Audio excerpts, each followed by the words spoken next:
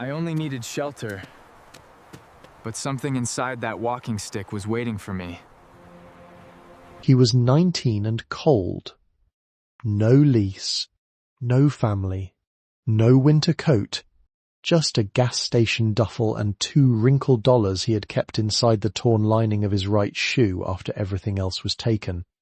And with that amount, he bought a forgotten ranger's walking stick hut hidden above Livermore, in Grafton County, New Hampshire, where the settlement had fallen off county road maps by 1951. The roof sagged like a tired shoulder under old pine needles. One corner had sunk so far the door no longer shut. The county had condemned it since 1998 and was scheduled for demolition the following spring. But what nobody knew was that inside the hollow core of a silver-inlaid walking stick, beneath a hand-carved fox head blackened by stove smoke, in a sealed compartment that had not been opened in over 70 years, was something that would change his life forever. Before we continue, if stories like this mean something to you, hit subscribe and tell us in the comments where you're watching from. We love seeing how far these stories travel. Leo Hartwell had been leaving his whole life without knowing it. He left one house at 4 with a paper grocery sack in his hands and a caseworker's coat around his shoulders. He left another at 7 with his name written in black marker on the tongue of each shoe, because the woman there had 6 children under one roof and could not remember which pair belonged to which child. He left a third at 10 after the husband was transferred south, and the wife cried in the driveway while telling him it was not his fault. By 12, Leo understood that a bedroom could be temporary even when it had curtains. He learned not to press his thumb into fresh birthday cake until someone said it was truly his. He learned to sleep lightly, to keep small things in socks, to answer questions with care. He had a mild turn in his right foot from an untreated childhood break, and on damp mornings his walk carried a faint drag. Not enough to stop him, only enough for people to notice before they noticed his face. His hands were different. They were patient hands, exact hands, long-fingered and careful with hinges, thread, bottle caps, watchbacks, splinters and paper-thin shavings of wood. When other boys broke plastic toys to see what was inside, Leo opened them, studied the quiet arrangement, and put them back together with less damage than before. There were adults who called him slow because he did not answer quickly. They mistook silence for emptiness. That was their error. The woman who signed his school forms for the longest stretch was Miriam Voss. She was not cruel in any loud way. She kept a clean kitchen and folded towels with the edges even. Her voice stayed level whether she was praising a casserole or telling Leo to stop standing where people could trip over him. Her husband, Harold Voss, sold used appliances from a gravel lot outside Littleton, and he measured boys the way he measured refrigerators, by how long they might last and what part could still be sold. In public, Miriam called Leo lucky. She said it with one hand resting on his shoulder, light as a napkin, while church ladies nodded and told her she had a generous heart. At home she kept a brown envelope in the second drawer beside the sink, and once each month a government cheque went into it, folded twice. Leo saw the envelope often. He never saw his own name spoken over it with tenderness. There was, however, one house where his name sounded kept. It belonged to Silas Hartwell, his mother's great-uncle, though the relation had been explained to him so many times that it became more feeling than fact. Silas lived alone in a cedar-shingled place near Bethlehem, with boot scrapers by both doors and a woodshed stacked so exactly it looked almost woven. He had been a forest ranger before his knees went unreliable, and before that he had learned the mountain trade of making walking sticks from hickory root and sapling, the kind strong enough for a man crossing wet rock, and beautiful enough to pass from one hand to another. Every second Saturday, when the weather allowed and the Vosses felt like granting it, Leo rode with a neighbour or church volunteer to Silas's house. Those weekends had a ritual as settled as prayer. Breakfast first, always oatmeal with brown sugar stirred in before the milk. Then Silas would set Leo at the scarred bench beneath the north window, where the light came clean and grey through panes bubbled with age.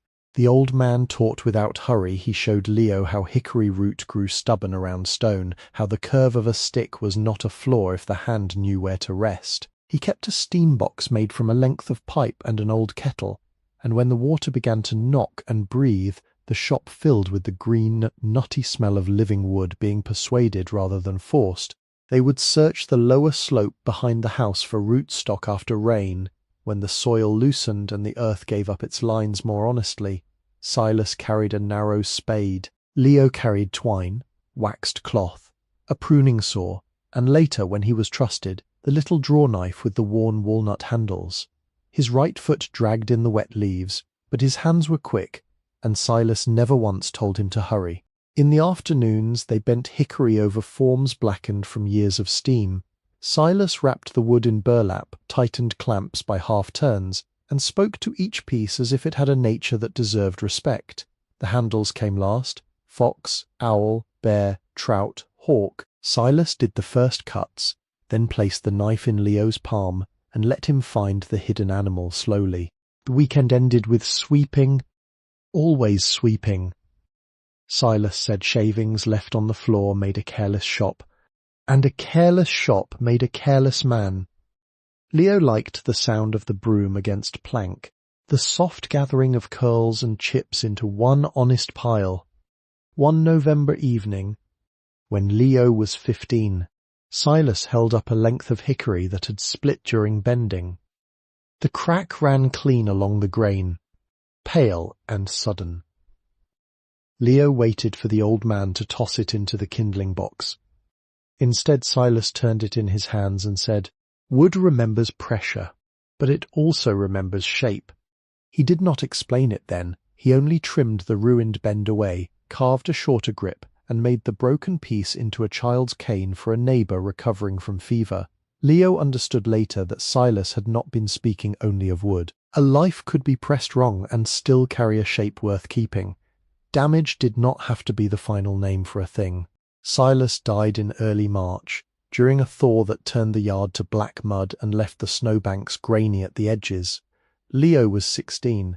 The funeral was held in a white church with a furnace that clicked through the prayers. Leo sat beside Miriam in a borrowed suit with sleeves too short, watching Silas's hands folded over a plain pine casket, as if they were resting after a long day at the bench. No one asked Leo what should become of the shop.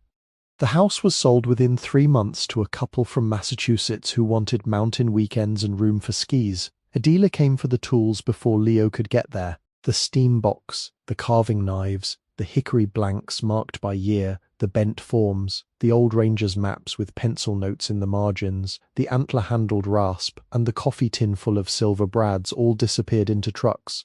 Miriam brought home one cardboard box because it had Leo's name written on the side.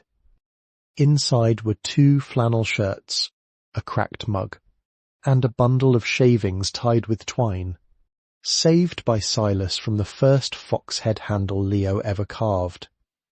Harold looked into the box and laughed without much sound. "Man leaves a boy sawdust," he said. After that, Leo kept the bundle beneath his mattress.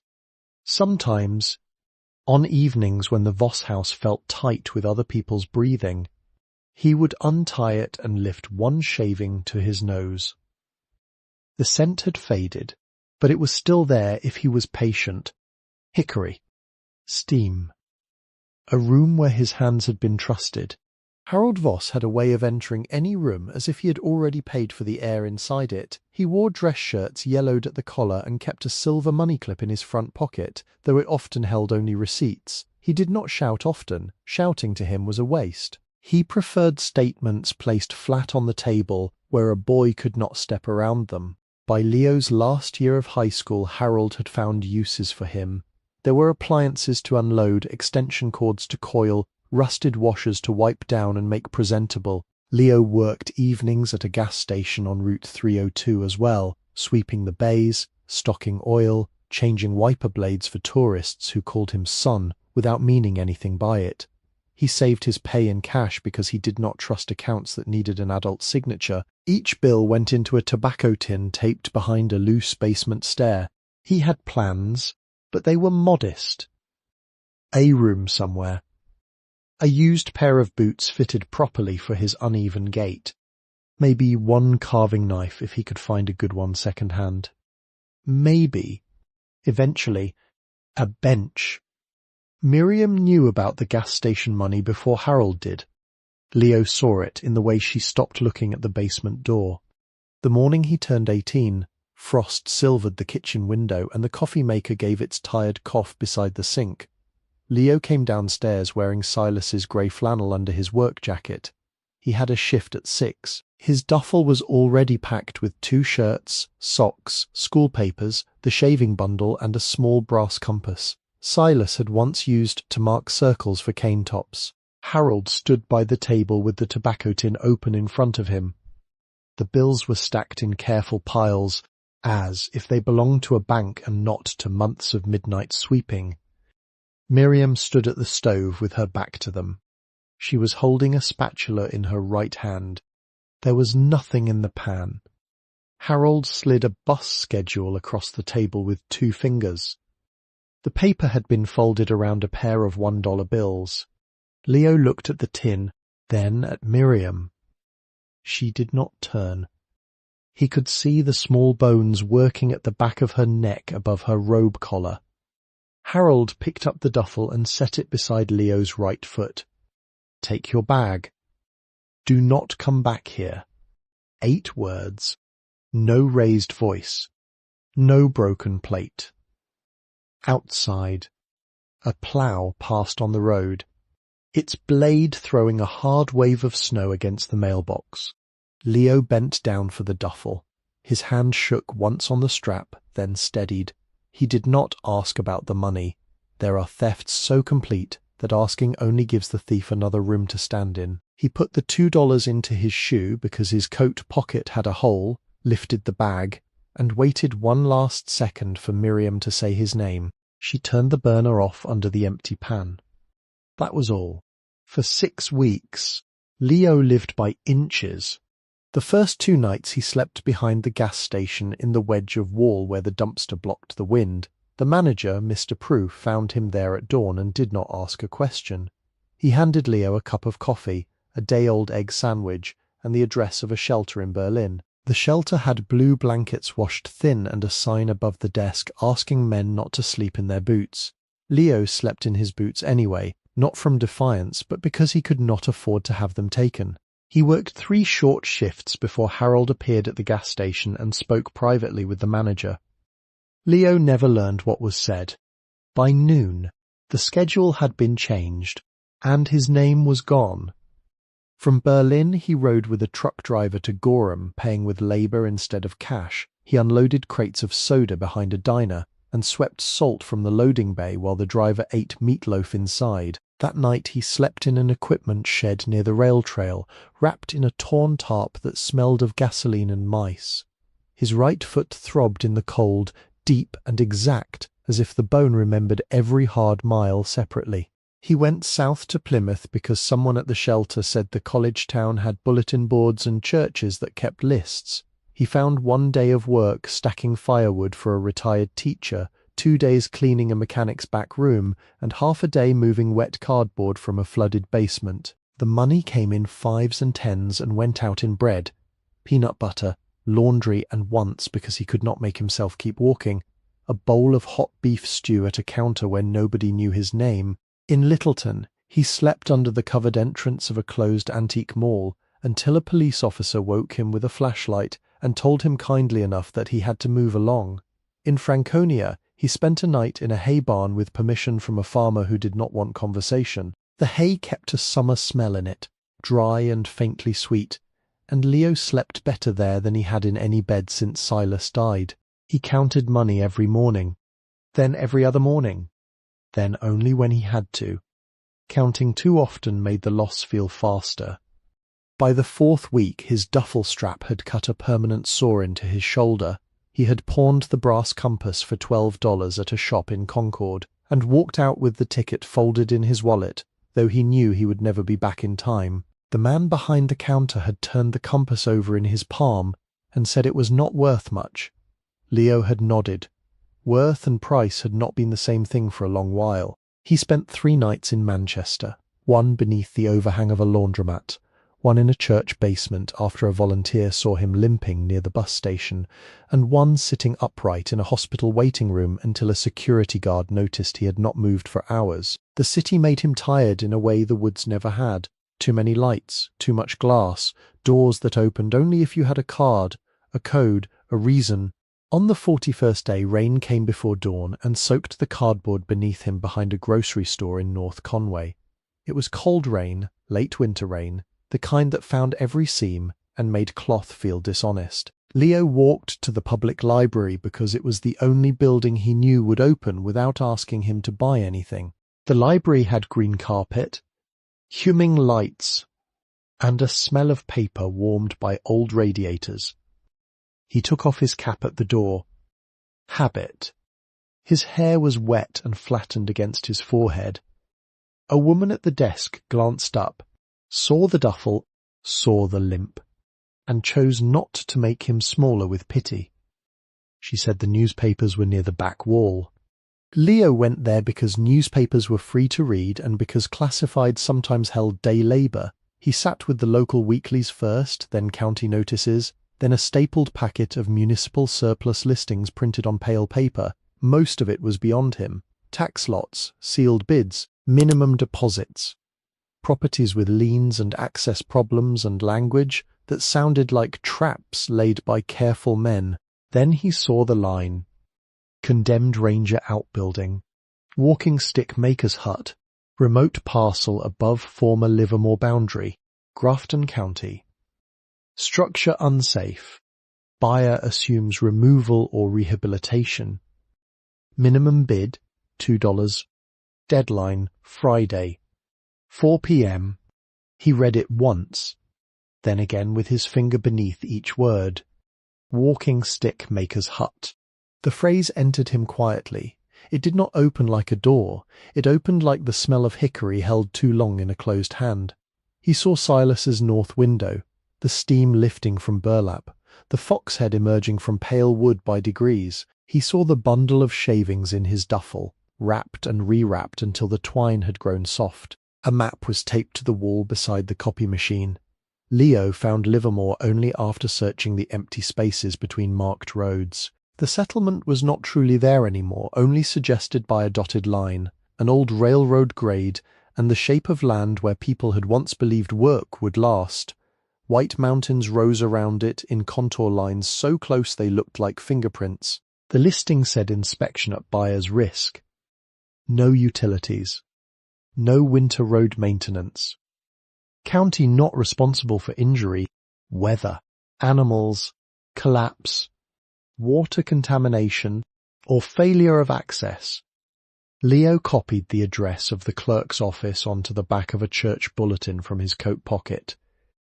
His pencil point broke halfway through, and he sharpened it with the little pocket knife he still had, because Harold had never thought to search the lining of his duffel.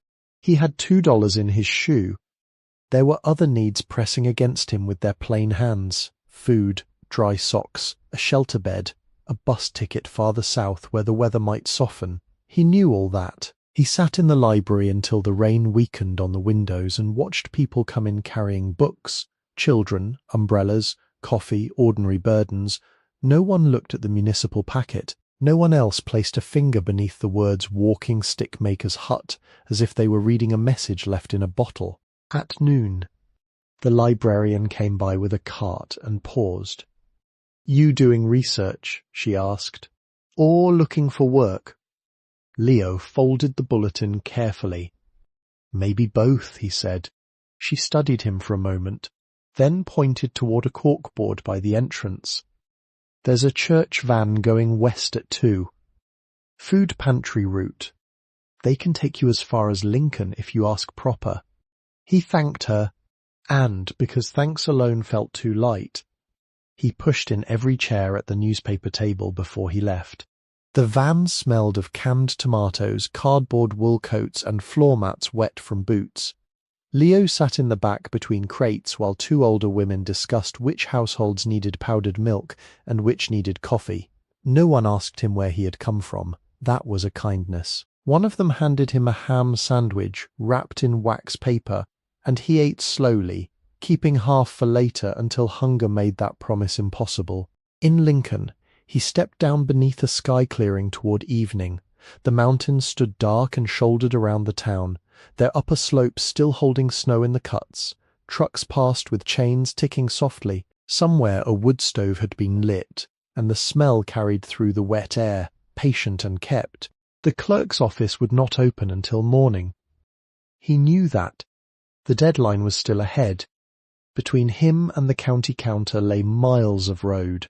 One more night without a bed, and whatever waited above a settlement that maps had nearly forgotten. Leo reached into his shoe and touched the folded bills, not to count them, but to make certain they were still there. Then he turned toward the mountains. By first light, Leo had already crossed the bridge out of town, moving west beside a road glazed with old meltwater and cinder dust. The night had been 26 degrees by the bank sign near the laundromat. He had spent it inside a hay barn after asking permission from a man whose porch light came on before 5. The farmer was broad through the shoulders and slow to answer, and when Leo explained that he only needed shelter until morning, the man looked past him toward the road, then toward the rising dark of the mountains, as if weighing the request against weather rather than against suspicion. "Do not smoke," he said. "I won't. Do not touch the tack." "No, sir."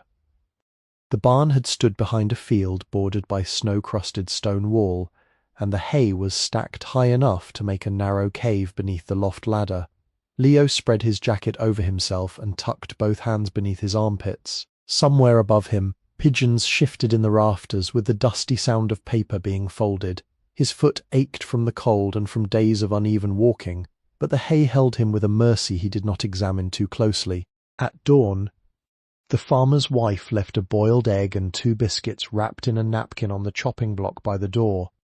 She did not come out while he ate them. He understood that kind of mercy too. It asked for no speech, and therefore did not embarrass the person receiving it. The county office sat miles away, closer to Haverhill than to the last place where anyone had given him a ride. Leo walked most of it. A school bus passed with yellow lights blinking, and for a moment he saw children through fogged windows, their faces turned inward toward one another, their mouths open in conversation. A logging truck came behind him too fast, shaking the road beneath his boots. He stepped into the gravel shoulder and waited for the blown grit to settle before going on. The White Mountains did not rise all at once, they gathered. First there were wooded ridges behind houses, then larger shoulders beyond barns, then the long blue backs of high country holding snow in gullies where spring had not yet earned the right to enter. Clouds moved low along the peaks, tearing and joining again. The world felt both open and withheld. By mid-morning, a man in a county plough truck stopped beside him and rolled down the window. "You headed to Woodsville?" Leo gave the clerk's office address. The driver studied his duffel, then his limp, then the road ahead. "Climb in. I'm going past." The cab smelled of coffee, diesel, rubber mats, and the orange peels curled in the cup holder. The driver's name was Amos, stitched on a dark work jacket with road salt dried white across both cuffs. He did not press for explanation. He talked instead about frost heaves, the bad culvert near Benton, and how tourists thought a road marked closed was an invitation to prove something about themselves. "They find out different," he said. Leo nodded. The driver let him out near the courthouse green, where a bronze soldier stood under bare maples with a rifle held against his shoulder. There were 5 businesses on the block, each settled into the morning as if it had done the same work for 100 years. A pharmacy with a striped awning and a bell on the door. A barber shop with 2 chairs visible through a steamed window. A diner called the Red Mill Cafe, its neon coffee cup buzzing faintly even in daylight. A feed and hardware store with sledge shovels and furnace filters stacked near the entrance, and a narrow insurance office where a woman in a cardigan placed a cardboard sign in the glass that said "Open." Leo stood at the curb longer than he needed to. He had not been inside an office for something that mattered since the last meeting with the foster agency, and that memory came with plastic chairs, clipped voices and forms that moved him around without ever asking whether he wanted to go. County buildings had the same smell everywhere, he thought. Paper, floor wax, damp wool, old heating pipes. The clerk's office was on the first floor, behind a frosted glass door lettered in gold paint that had chipped around the edges. Inside, metal cabinets lined the walls from floor to high ceiling. They were labelled by town and year in careful black script. A counter divided the room. Behind it, 2 desks stood beneath fluorescent lights, one empty and one occupied by a woman with close-cropped silver hair, narrow glasses and a sweater the colour of unbleached wool. Her nameplate read MRS. Elaine Kettle. County Clerk. She was not elderly, though she had the steady manner of someone who had been correcting public misunderstandings for a long time. Her hands were square and capable, with a plain wedding band and a small crescent scar near the thumb. When she looked up, she did not smile. Neither did she frown. "Can I help you?" Leo removed his cap. "I came about the surplus listing. The ranger hut above Livermore." "Mrs." Kettle held still for one careful second. Then she pushed her glasses higher on her nose. "That listing closes at 4.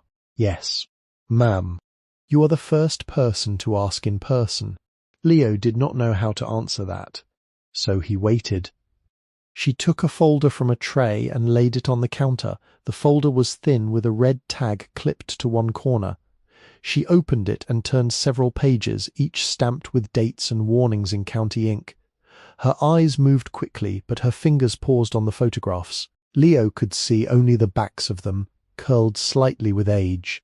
"You understand," she said. "This is not a house." "Yes, ma'am.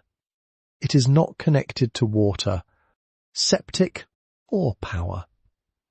"Yes, ma'am.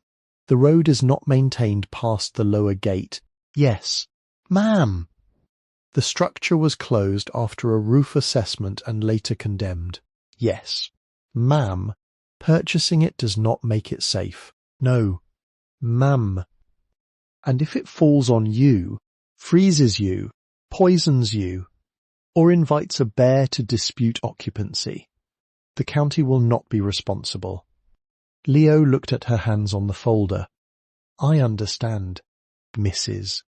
Kettle watched him for a long moment. The radiator under the front window clicked twice and settled. Outside, somebody laughed on the sidewalk. Then the sound moved away. "How old are you?" 18, he said, then corrected himself softly, because the birthday still felt like a door slammed behind him. 19. "Ma'am."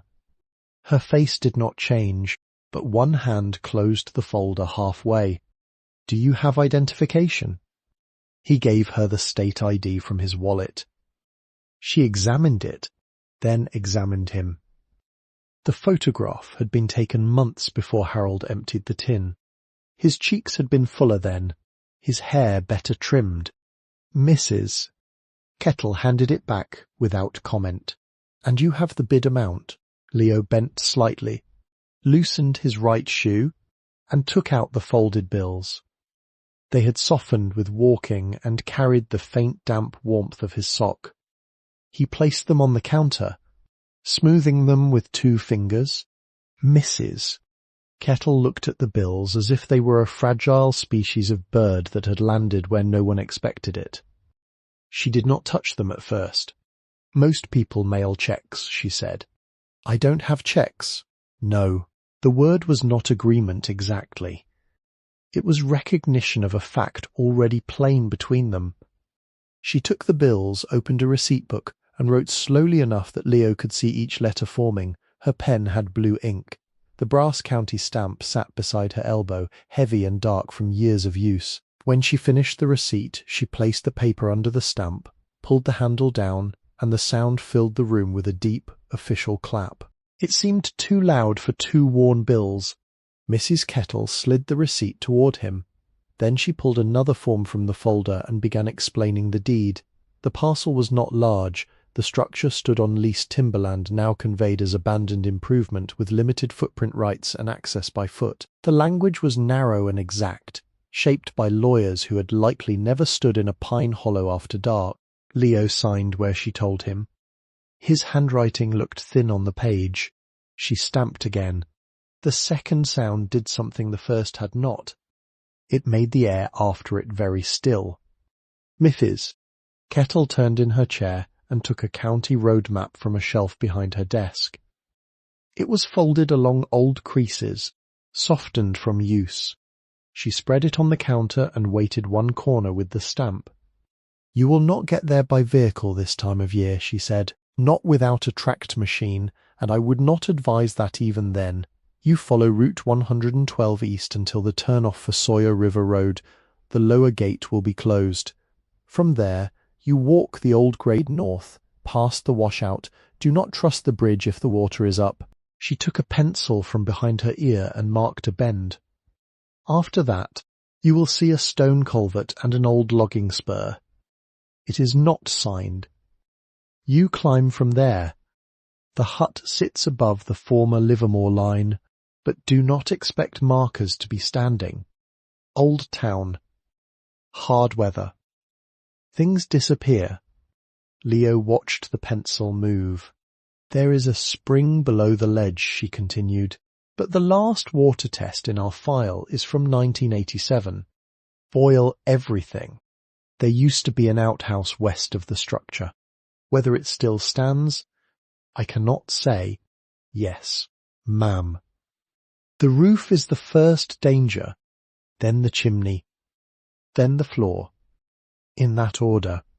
He nodded. Mrs. Kettle folded the map halfway, stopped, unfolded it again, and looked not at the paper this time, but at Leo's name on the deed. "Hartwell," she said. Leo's hand closed over the strap of his duffel. She lifted her eyes. "Are you any relation to Silas Hartwell of Bethlehem?" For a moment the room changed size. The filing cabinets, counter, stamp, and map remained exactly where they were, but Leo felt the name pass through them like a match flame carried carefully in two hands. "He was my uncle," Leo said. "Great-uncle. Mostly uncle." Mrs. Kettle took off her glasses. Without them, her eyes seemed paler and more tired. "My father knew him," she said. "Not well. Everyone knew of him. He repaired a cane for my mother after her hip surgery. Would not take pay. Carved a little chickadee into the top so she would remember to look up when she walked." Leo stared at the folded map. "He did that," he said. "She used it until she died." Mrs.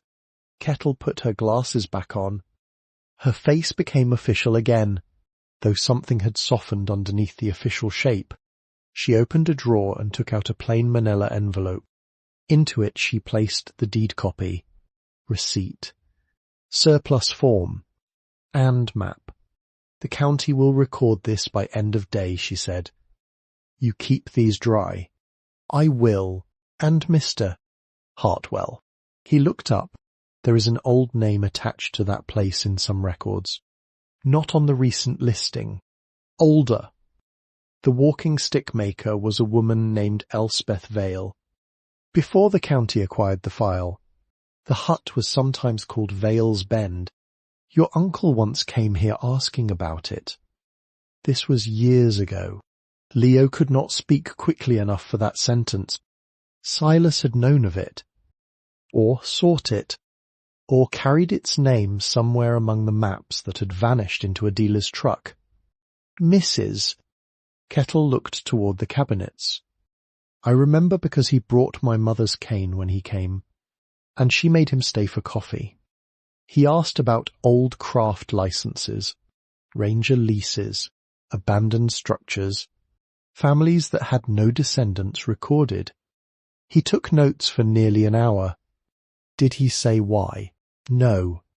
But careful men often ask for a reason they do not explain." She tapped the envelope once against the counter to settle its contents. then handed it to him. "You will need food," she said. "I have some. Not enough." The words were plain. Not unkind. She wrote something on a scrap of paper and slid it across. "The cafe sells day-old rolls for 50 cents after 2. Doris will say they are for pigs." "They are not for pigs." Leo folded the scrap and tucked it into his wallet behind the pawn ticket he wished he did not still carry. "Thank you, Mrs." Kettle opened her receipt drawer, placed the 2 bills inside a narrow slot, then paused. Instead of mixing them with the other cash, she took the top bill back out, smoothed it, and tucked it under a small glass paperweight beside her telephone. The paperweight held a pressed fern. "For my drawer to balance," she said, though he had not asked. "The other will do." Leo understood that she wanted him not to speak of it. He did not. He left the clerk's office carrying the envelope under his jacket. The Red Mill Cafe had steamed windows and a bell that made a tired sound when he entered. 5 stools stood at the counter, 3 of them occupied by men in work jackets who turned just enough to see him and then returned to their plates. Behind the register, Doris, who had the shoulders of someone who lifted stockpots for a living, sold him 2 hard rolls wrapped in paper and a cup of coffee she pretended to forget to charge for. "You walking somewhere?" she said. "Yes." Ma'am. "Toward where?" He named the road. One of the men at the counter stopped chewing. Doris looked at him in the mirror behind the pie case, then back at Leo. "Bad footing. I know." "No, honey, you do not know. But you will." She put a pat of butter into the paper with the rolls and folded the edges twice. At the feed and hardware store next door he bought nothing because he could not, but he walked the aisles to learn prices, roofing nails, lamp oil, stove cement. A folding saw he touched only with his eyes. A rack of hickory tool handles stood near the back, pale and unfinished, and Leo stopped beside them longer than he meant to. Their grain rose straight and tight under the fluorescent lights. Someone had sanded them without affection. An older man behind the counter watched, but did not speak. By early afternoon, Leo had the county envelope inside his shirt, 1 roll in his duffel, 1 eaten slowly beside the courthouse green, and directions written twice, once on the map and once on the back of the library bulletin. The sky had cleared to a hard blue. Snow still lay in roadside ditches, collapsed and grey-edged. The air smelled of thaw and exhaust and cut pine from a truck, stacked with logs. He began walking east. For a few miles the road gave him company. Houses sat back from it with wood piles under blue tarps. Mailboxes leaned from plough strikes. Dogs barked from porches, not angrily, only because the appearance of a limping boy with a duffel was a fact they felt required announcing. A yellow dog followed him for nearly a quarter mile, trotting behind with grave interest until a woman in a red hat called him home. "Leave him be, Jasper." The dog stopped at once, as if this were a command he respected but did not agree with. There were walnut trees along one stretch near a low pasture, their black branches still bare, their trunks furrowed deep enough to hold last night's frost. Leo knew them by Silas's teaching. Not hickory, but kin enough in the hand, hard trees with memory in them. Beneath one, the snow had melted in a wide ring where the bark held sun. A crow stood there and watched Leo pass with bright, exact attention. Cars thinned after the turn-off. Houses grew farther apart. The road began to rise and bend, cutting along shoulders of land where water ran under ice and broke through in shining threads. Leo's foot dragged more often. He shortened his stride and shifted the duffel from one shoulder to the other every 100 paces. He had learned not to think of distance as a whole thing. Distance was 1 fence post, then the next, 1 culvert, then the next, 1 breath in the cold shade, 1 breath out under sun. At Sawyer River Road, the lower gate was closed, exactly as Mrs. Kettle had said. A metal sign warned against unauthorized vehicles, winter travel, flood damage and injury. Beyond it, the road narrowed into packed snow and mud ruts. Spruce and hemlock leaned in close. The sound of traffic fell away quickly. replaced by drip water, bird calls, and the low rush of a creek not yet visible through the trees. Leo climbed over the gate carefully, favouring his right side, then passed his duffel through after him. The first mile beyond the gate was easier than he had feared. Snow lay mostly in the shade, rotten and granular, breaking under his boots with a sugared sound.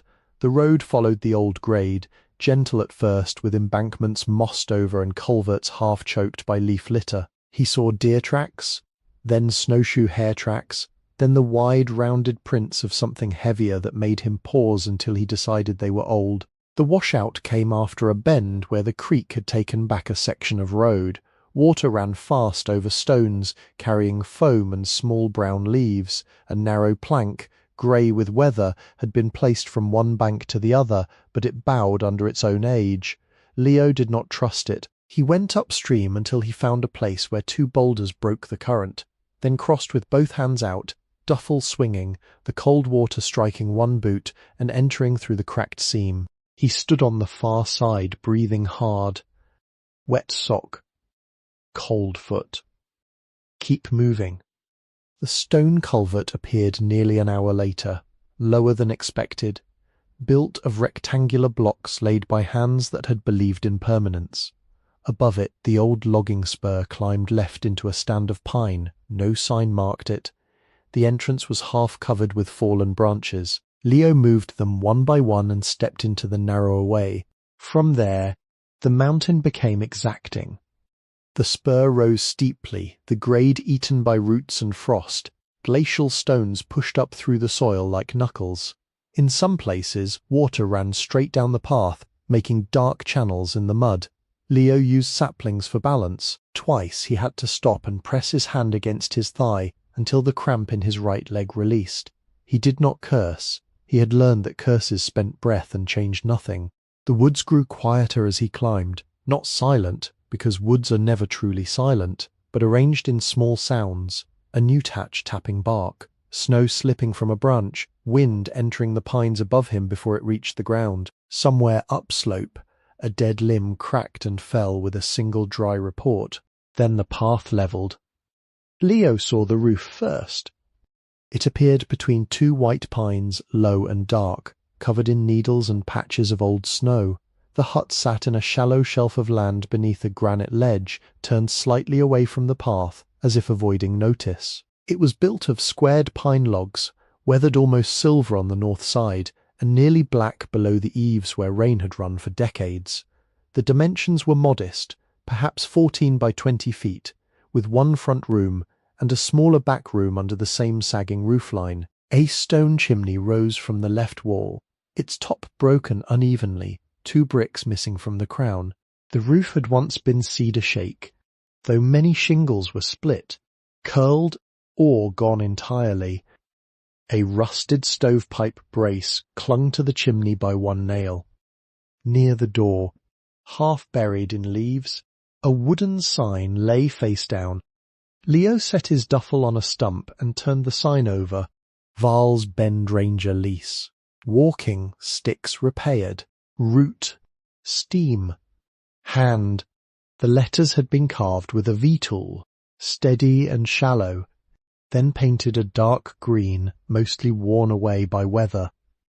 Moss had grown in the grooves.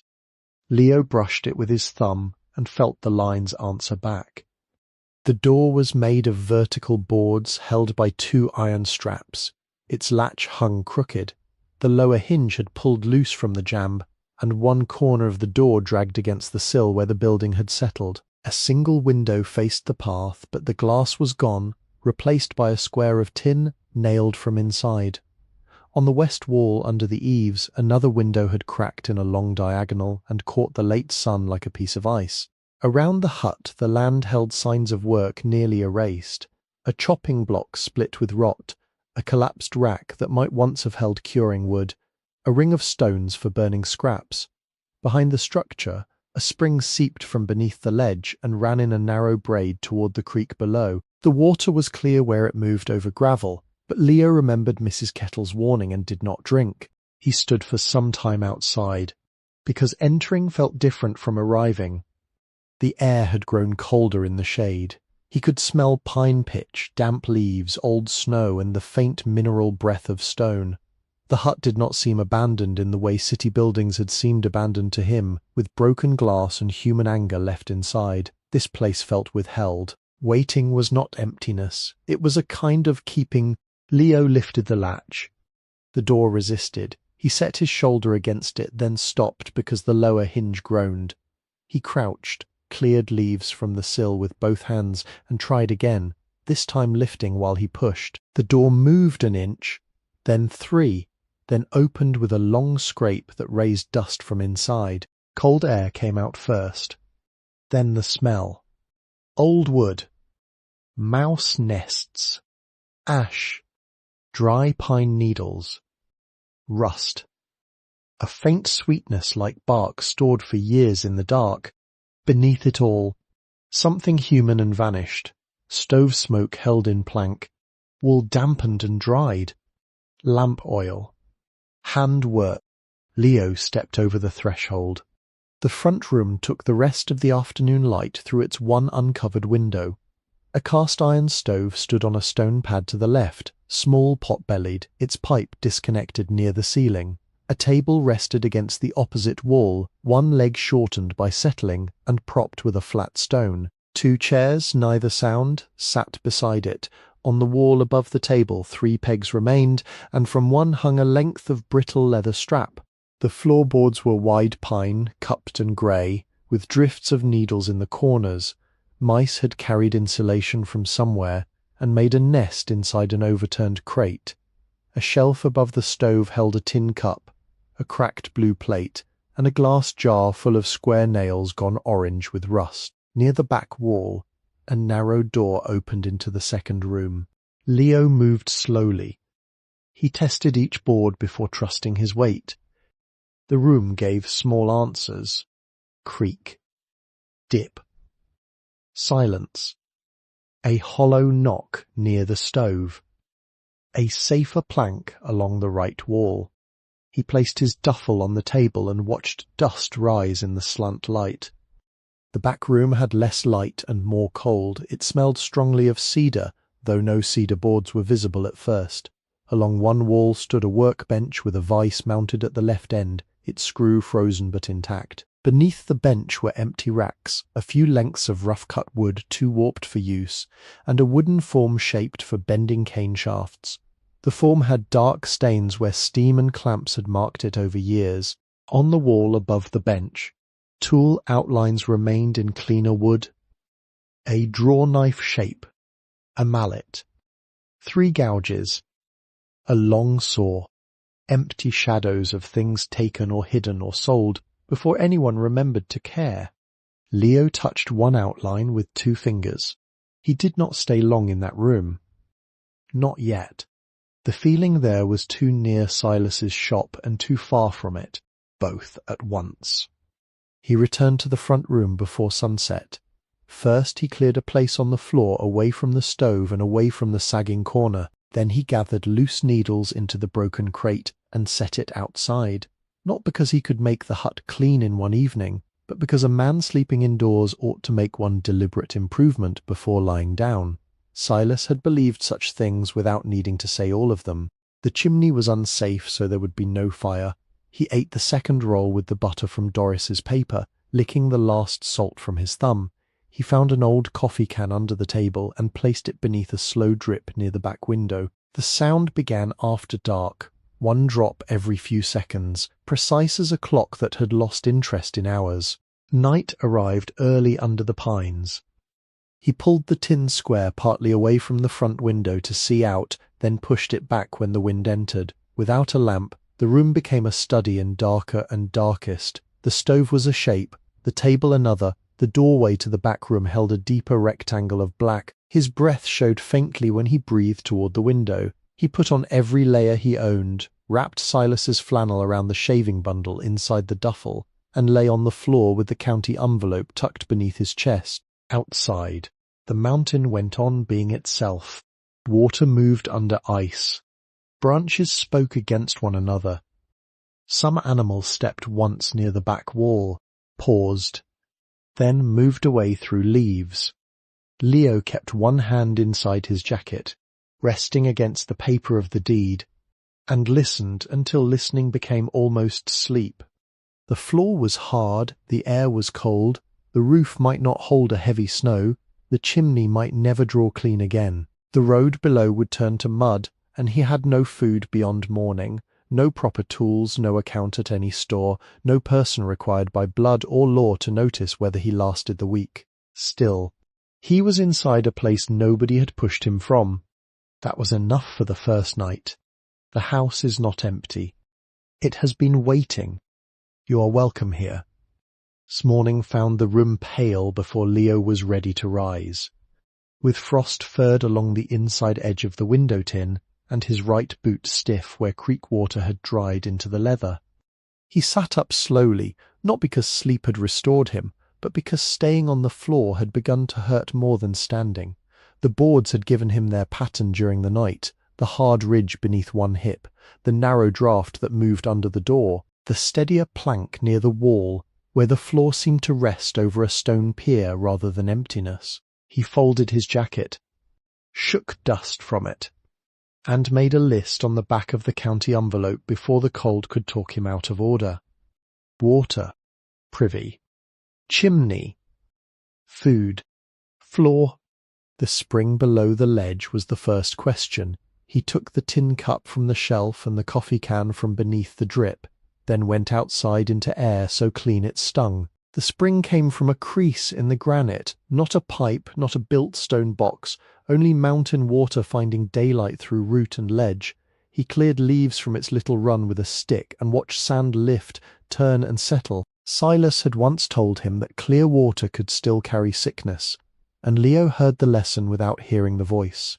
He filled the coffee can, carried it inside, and set it on the cold stove because there was nowhere else. He would have to boil it before drinking. To boil it, he would need fire. To have fire, he would have to know the chimney would not fill the hut with smoke or burn the roof from within. So water waited. The outhouse stood farther west than he expected, nearly hidden behind young spruce.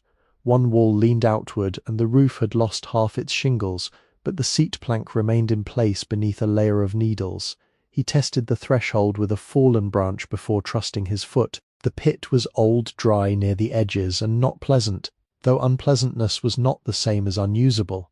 He tore strips from a ruined paper feed sack found behind the hut and placed them in a coffee tin near the door. Then he wedged a stone beneath the leaning wall, not to repair it, only to ask it to stand a little longer. The first day became a day of learning what did not move and what did.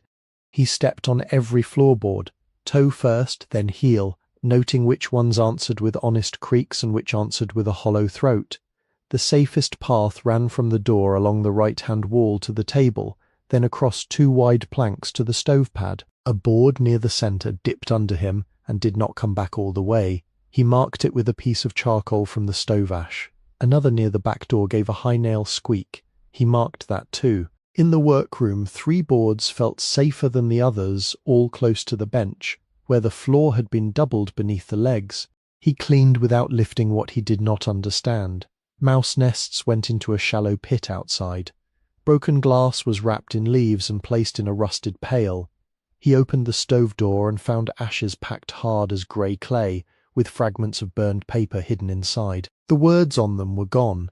He sifted the ash through his fingers on a piece of bark, found 2 square nails, a cracked stove lid lifter, and the blackened half of a button. By afternoon, hunger had become plain enough to make decisions for him. He walked back down the spur, slower than he had climbed it, carrying the deed in his jacket and the county map folded close. The road to town was longer with an empty stomach. At the washout he sat on a stone and ate nothing, because there was nothing to eat, and watched the creek speak over itself. The same yellow dog saw him from the pasture road and barked twice before deciding he was now part of the landscape. In town, the hardware store smelled of seed packets, kerosene, rubber boots, oiled metal and old pine shelving. Its sign read Benton Daughter Hardware, though only one person stood behind the counter.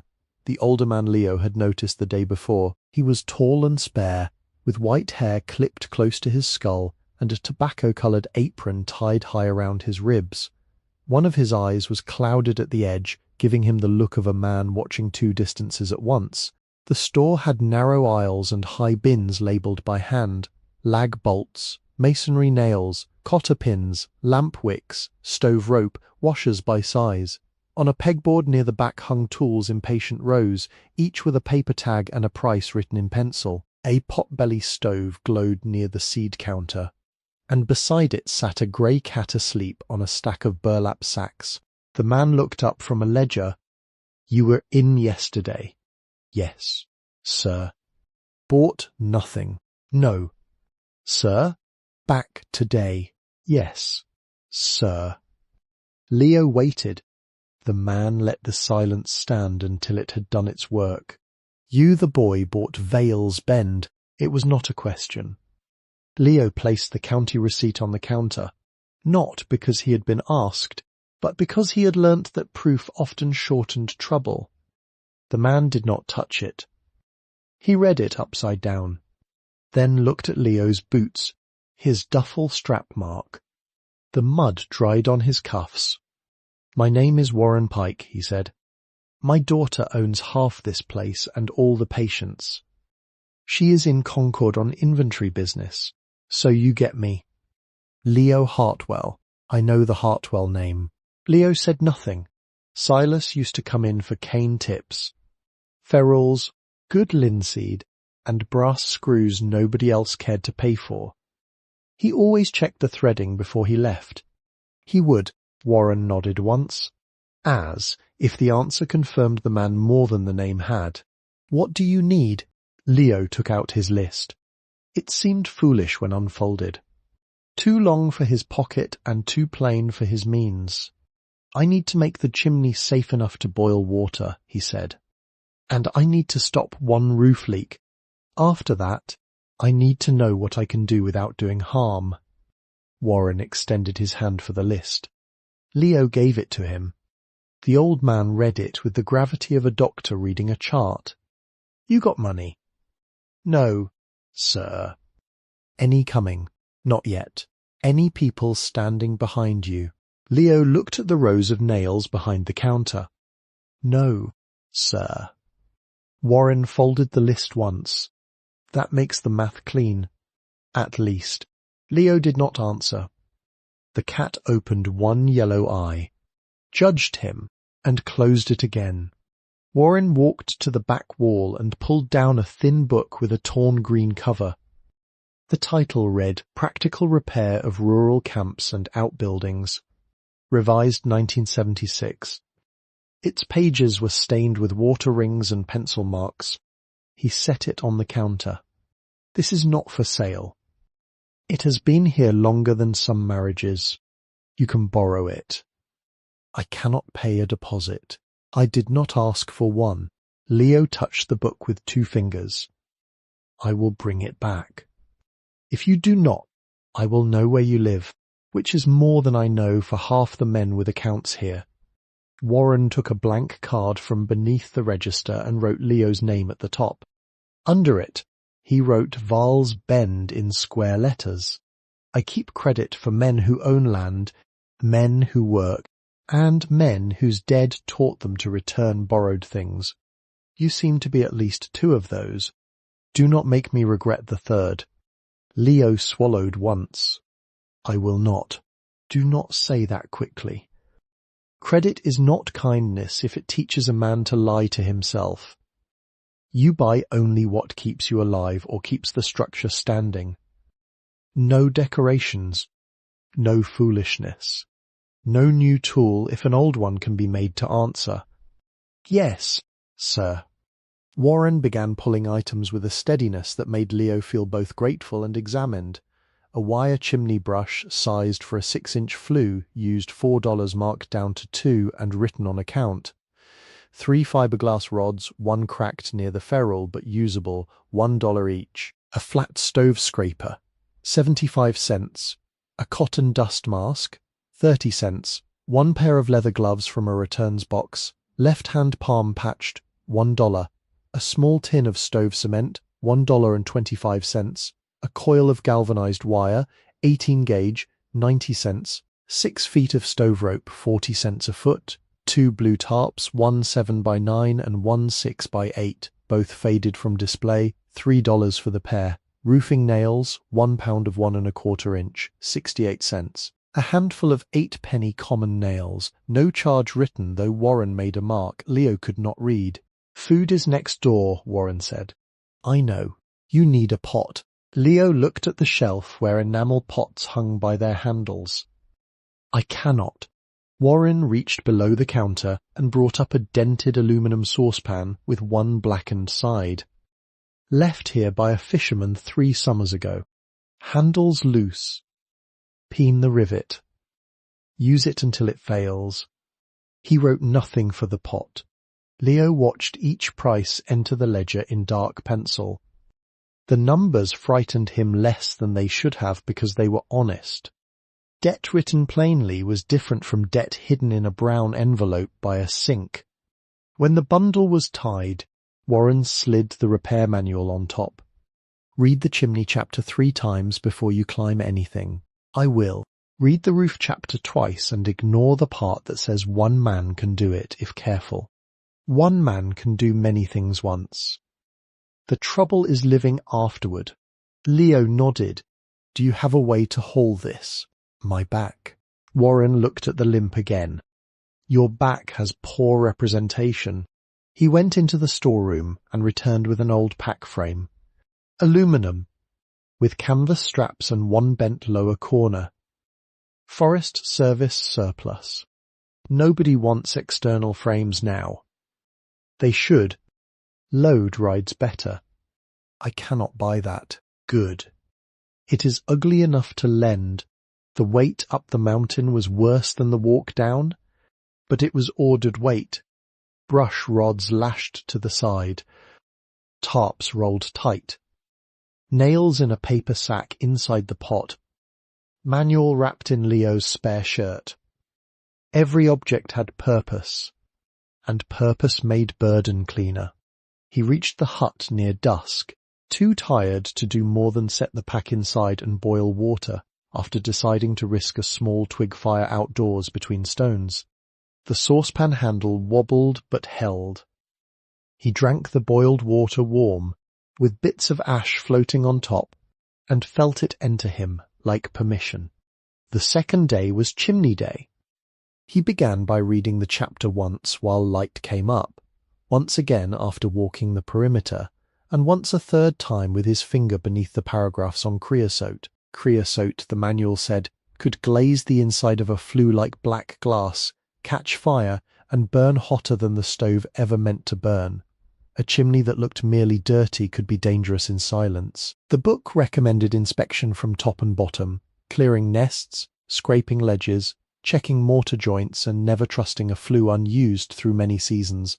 Leo laid out the tools on the floor in the order he would need them. Gloves. Mask. Stove scraper. Brush head. Rods. Pail. Wire. Cement. Rope. Flashlight borrowed from Warren with weak batteries. A length of twine from his own duffel. The manual opened to the drawing of a flue cross-section, weighted by the saucepan. Outside the chimney rose higher than he liked, built of fieldstone below and brick above the roof line. The upper bricks were spalled, their faces flaked by freeze and thaw, but the stack did not lean badly. He did not climb the roof. Warren's warning had settled deep. Instead, he found a wind-thrown spruce limb, trimmed it with his pocket-knife, and used it from the ground to knock loose the dead leaves collected against the chimney base and roof edge. Inside, he disconnected the stovepipe fully. Soot fell at once, soft and black, dusting the stone pad. He tied cloth over his nose beneath the mask because the mask alone did not seal. Then he reached into the thimble opening with the scraper and began working upward as far as his arm allowed. The first hour produced dead leaves, soot, and one small bird skeleton no heavier than a question. The second brought down flakes of creosote the size of broken pottery. shiny on one side and tar dull on the other. He swept each fall into the pail and carried it outside. He did not dump it near the hut. The manual had said creosote was fuel wearing the clothing of dirt, and he believed it. By noon his shoulders burned. Fine black dust had entered his cuffs, ears, hair, and the lines around his fingernails.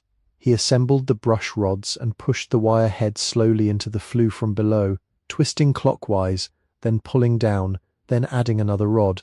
The brush rasped against brick. Sometimes it stuck, and he had to ease pressure before turning again. Twice he thought he had lodged it permanently, and stood breathing through the little panic until the bristles gave. He worked 5 hours before the brush reached what felt like open air. When he pulled it down the final time, a heavy mass broke loose above him and hit the stove pad with a dead, soft thump. It was an old squirrel nest packed with leaves, bark, hair, and the husks of acorns. Behind it came a fall of soot, so thick the room vanished in black air. Leo stumbled outside, coughing, eyes watering, lone hand against the doorframe. He stayed there until the coughing slowed. The pines stood indifferent and clean. Water threaded below the ledge. A raven crossed above the hut, wings deliberate, saying nothing. Then he went back in. He cleaned the flue again. By late afternoon, he could see a faint grey square of sky when he held the flashlight to the opening and angled the hand mirror Warren had tucked into the tool bundle without mention. The stovepipe itself needed scraping. He took it outside, tapped it gently with the handle of the scraper, and black scales fell onto a sheet of bark. A seam near the elbow had opened. He pressed stove cement into the joint with a flat stick, wrapped the bad section with wire, and let it cure while he cleaned the stove. The firebox held more ash than a small stove should have contained. Beneath it, the grate was intact but warped.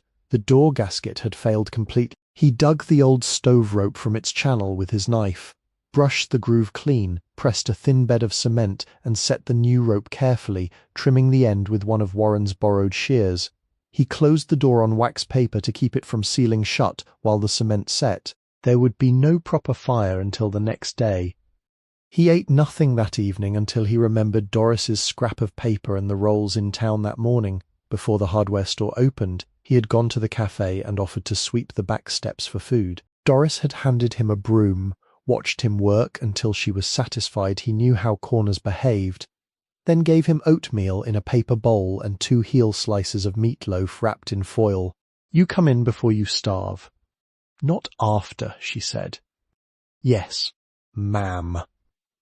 "Do not yes, ma'am me into foolishness." "No, ma'am." Now, in the hut, he ate 1 meatloaf slice cold and saved the other. The repair manual lay open beside him. The stove cement cured in the dark. His clothes smelled of soot so completely that he could no longer smell himself underneath it. On the 3rd morning, he made the first fire. Not a warming fire, a test fire.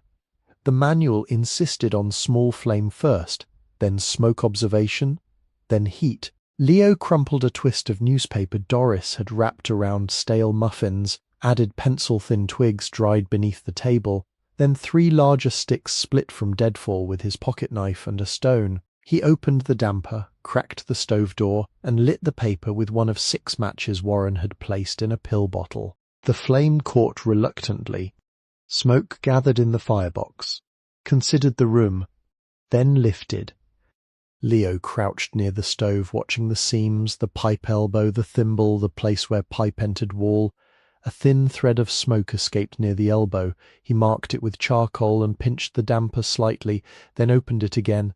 The draught strengthened. Outside, he ran to the chimney base and looked up from the safest angle. Smoke rose from the broken crown in a pale, narrow line, not billowing into the roof, not turning back. He did not smile. His mouth simply opened, and he breathed as if the room had become larger. After 15 minutes, he let the fire die. He waited, checked the pipe, checked the wall, touched the surrounding plank with the back of his fingers. Warm, not hot. He scraped the marked elbow once the pipe cooled, added cement, tightened the wire, and waited another hour. The second fire heated water. The third cooked oatmeal. It was not good oatmeal. It clumped because he stirred poorly and used too much water at first, then not enough patience after, but it was hot. He ate it from the cracked blue plate with the spoon Doris had sent wrapped in a napkin after declaring that no person should live from a saucepan if avoidable. Steam rose into his face. The hut smelled, for the first time since he had entered, not only of abandonment, but of breakfast. That afternoon, because fire and food had moved the day from survival into labour, Leo entered the workroom with the repair manual closed. He began inventory as Silas would have done, by touching nothing twice until everything had been seen once. Workbench pine top, 6 feet 8 inches scarred by vice, burn mark near right rear corner, vice, iron, jaw width 4 inches, screw rusted, handle missing 1 knob, pegboard shadows, 11 tools absent, shelf 1, empty tobacco tin, 3 brass escutcheon pins, 1 cracked sharpening stone, 2 corks, half cake of beeswax wrapped in cloth. Shelf 2, glass jar with bent copper tacks, small spool of black thread, folded square of oilcloth stiff with age. Underbench left, 3 hickory lengths too warped for shafts, possibly handle stock. Underbench centre, steam bending form radius marked in pencil, iron strap attached. 2 clamps frozen in place. Underbench right, cedar box with no lid, filled with shavings and mouse-chewed cloth. Against the far wall stood a rack he had missed in the dimness. It had narrow vertical slots, perhaps made for finished sticks. Most were empty. In one slot rested a plain ash staff, split at the lower end, in another a short cane without a handle. In a third, pushed so far back that dust and spider silk hid its outline, stood a darker stick with a silver ferrule at the base. Leo did not remove it yet. He finished the inventory. Corner basket, collapsed, likely for rootstock. Wall hook, leather apron, stiff, cracked, not wearable. Floor near north wall, cedar blocks, 6, each bored through centre, perhaps spacers or plugs. Window ledge, 2 dead flies,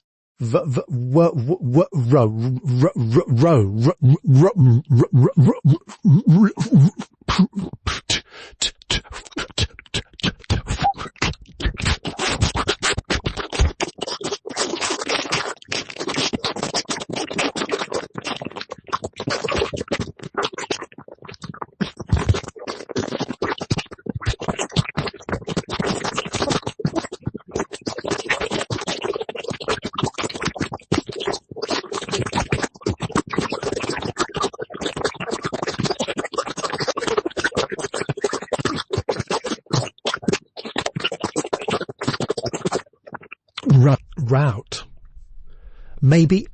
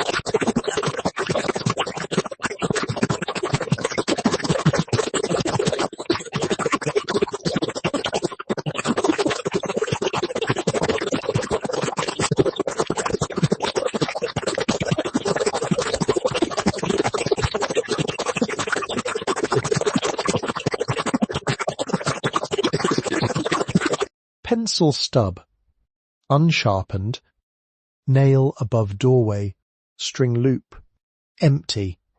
Only then did he return to the rack. The dark stick resisted when he drew it forward, not because it was fixed, but because years of dust had settled around it. He eased it free. It was heavier than the plain ash staff and better made than anything else left in the room. The shaft was hickory, stained deep brown with age and handling. The ferrule was silver or silver plate, dented but still bright where dust had not reached. Near the top, a band of inlay circled the wood in tiny leaves, each leaf cut and set by a careful hand. The handle was carved as the head of a fox. Not a decorative fox, a watching fox. The muzzle narrow, ears lifted, eyes made from 2 dark beads sunk deep beneath brows of carved fur. Smoke had blackened the high points, and someone had polished the grip with years of palm until the wood carried a low glow. Around the base of the fox head was a silver collar, engraved with a pattern of small mountain laurel blossoms. Leo held it at the balance point and felt something wrong. Not wrong as damage. Wrong as information.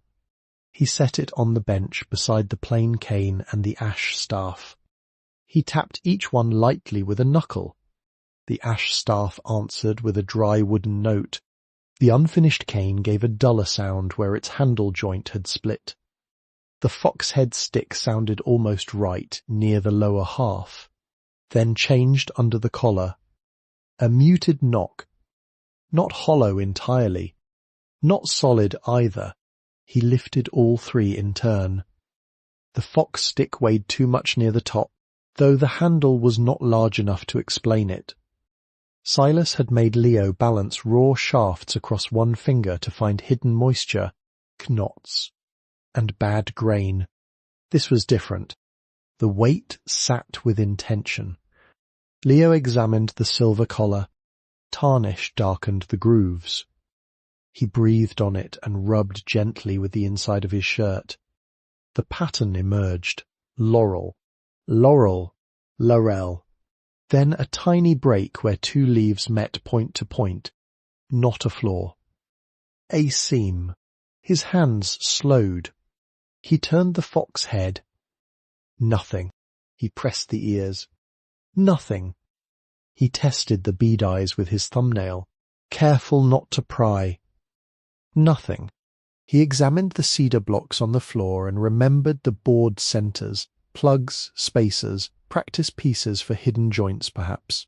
The idea came not as certainty but as a set of Silas lessons returning in fragments. Wood swells across grain more than along it. Silver collars hide repairs. A good maker leaves the next hand a way in, if the next hand has earned patience. Leo warmed the collar between both palms. Then he took beeswax from the shelf and rubbed a little along the seam, not to loosen it, but to make the line visible. He found, beneath one laurel leaf, a pin no larger than a brad head, darkened with tarnish and nearly flush. It did not pull. It turned, using the point of the rusted penknife. Then, deciding against that, and using a copper tack flattened against the bench, Leo pressed and rotated the pin a quarter turn. The collar shifted so slightly he thought at first he had imagined it. He stopped for 10 breaths. Then he turned the fox head counterclockwise. The handle moved. Not much, 1/8 of an inch, perhaps less. It made no grand sound. It simply released the first layer of 70 years' refusal. Leo set the stick flat, braced the shaft against a folded rag, and worked the handle with both hands. Pressure steady, no jerking. The threads, if they were threads, had gummed with age. He added a breath of warm air, a trace more wax, and tried again. The fox head unscrewed. Inside the shaft, beneath the handle, was a cedar disc. It fit so perfectly into the hollow that he might have mistaken it for the end grain of the wood if he had been careless. But hickory and cedar do not share a scent, and the disc gave itself away before his eyes did. When he lifted it with the flattened tack, the smell rose at once, clean and dry and faintly sweet, like a drawer opened in a house that had been closed all winter. Beneath the disc lay oilcloth. Leo sat down on the bench. He did not reach in immediately. He looked toward the front room, toward the stove ticking as it cooled, toward the window where late light had begun to leave the glass. There are moments when a person understands that crossing the next inch may divide a life into before and after. The inch itself remains only an inch. The hand still must move. He moved it. The first packet came free slowly. It had been rolled tight and tied with waxed thread. The oilcloth was stiff but not rotten. He laid it on the bench and did not open it until he had removed the second packet, then a third, narrower one wrapped in linen. At the bottom of the hollow rested a tin cylinder no longer than his thumb, sealed with wax at both ends. He checked the shaft again with the flashlight. Empty. Then he opened the packets in the order they had come out, because order was the last courtesy left to the person who had hidden them. The first held tools. Not large tools, not the missing draw knife or saw. These were finer, wrapped individually in cloth.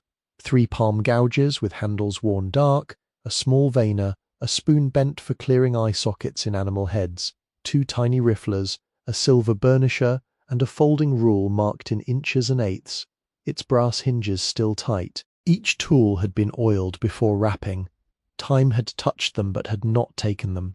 The second packet held raw material, 4 small pieces of silver inlay wire, flat and bright when wiped, 2 dark beads wrapped in paper, likely glass or jet for eyes, a twist of black horsehair, 3 hickory handle blanks, no longer than his palm, all seasoned hard, a paper sleeve containing what looked at first like seeds, then revealed itself as tiny carved laurel leaves cut from thin silver sheet. The linen-wrapped packet held a medal.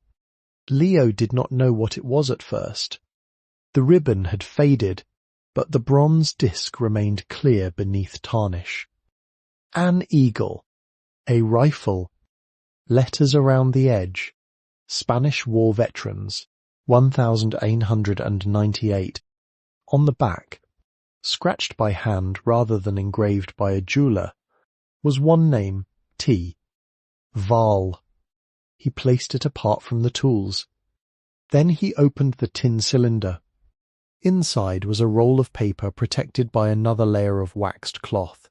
He unrolled it only enough to see that it was a map, hand-drawn with ink and pencil, the paper thin but sound, contour lines crossed the page in careful strokes, springs were marked with blue dots, caves or shelters with small black half-circles, a safer winter route with red dashes. Names appeared in a script that leaned slightly right: Cold Spring, Bare Notch Shelf, Split Ledge Shelter, South Cave Dry Floor, Iron Taste Water, Good Water, Even in Freeze. Leo's breath changed. This was not a treasure map in the childish sense. It was better. It was the memory of the mountain written by someone who had walked it in weather and wanted another person to live. It marked where water rose without fouling, where a man could shelter from wind, where snow drifted over one path but left another scoured clean, where a cave stayed dry enough to sleep in if the ridge storms came hard. He weighted the corners with tools and stared until the lines became land. Only after that did he open the final packet, the one tucked deepest beneath the map roll in a fold of oilcloth he had nearly missed. Money lay inside. Not new money. Not clean. Bills folded by denomination and tied with thread. Silver coins in 3 paper rolls. A small cloth pouch heavy with mixed change. Another envelope marked tax if needed in the same slanted hand as the map. Leo did not touch it for several minutes. The stove gave one last cooling tick. Outside, the spring ran on without astonishment. Dust rested on the bench between the tools and the bills. His own hands, black still in the creases from chimney soot, lay on either side of the packet. Then he counted. He counted as Silas had taught him to measure, once for knowing, once for error, once for respect. There were $100 notes from an older series, 50s, 20s, 10s and 5s, some silver certificates, some Federal Reserve notes, all flattened and kept dry. The paper smelled faintly of cedar, oilcloth, and the coin rolls held Walking Liberty $50, Mercury dimes, and Washington quarters from years before the war changed the country's metal habits. The cloth pouch held Indian head pennies, buffalo nickels, and 2 worn Morgan dollars rubbed nearly soft at Liberty's cheek. He wrote each number with the pencil stub from the window ledge. Bills, $37,862. Rolled coins, $109.50. Loose coin, $29.23. Total, $38,000.73. Leo stared at the final line until the figures stopped behaving like figures and became weather, roof, food, nails, boots, time. Not plenty in the way rich people meant plenty, not escape from work. It was a bridge laid across a place where there had been no bridge. It was months of not choosing between hunger and a roof patch. It was a stove made safe before winter. It was the right to repair slowly enough not to ruin what had lasted. He did not laugh. He did not shout. He did not hold the bills to his chest. His body did something quieter. His shoulders lowered by an inch, as if a hand had lifted a weight he had been carrying so long, he had mistaken it for part of himself. Then he put everything back in order except the map, which remained open, and the medal, which remained beside it. The tools were wrapped again. The silver leaves were wrapped again. The money was sorted again and tied again. He found the tax envelope and left it exactly as marked. He searched the hollow once more with the flashlight and saw, tucked against the inner wall where the cedar disc had caught it, a folded letter no thicker than 3 pages.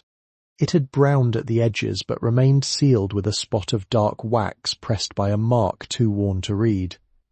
Leo held it between 2 fingers. He should have opened it. Every practical argument said so.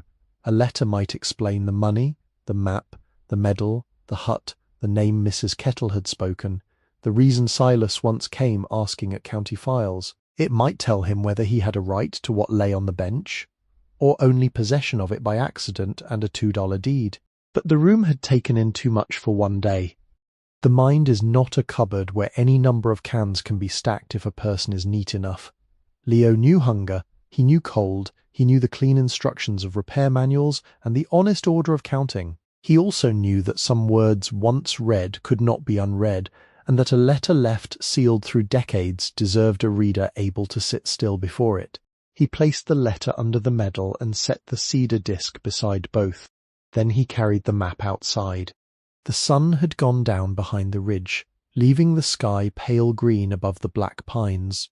Snow in the shaded places had turned blue. He walked to the spring and followed its narrow run for several yards, stepping carefully over slick stones. The map trembled in his hands, not from wind but from the small tremor that comes after long danger loosens without warning. He found the first blue dot by matching the ledge shape to the inked contour. The spring at the hut. Good water, the map said, if boiled after thaw. Farther upslope, another mark showed a shelter cave beneath split ledge. He looked into the darkening woods and could not see it, but knowing it existed changed the mountain around him. The land was no longer only threat and height. It had rooms. It had hidden kindnesses. If a person learned the way, he sat on a stone above the spring until the cold came through his trousers. In the valley below, no town lights were visible from that angle. The hut behind him looked smaller than it had in daylight, one dark shape tucked beneath ledge and pine.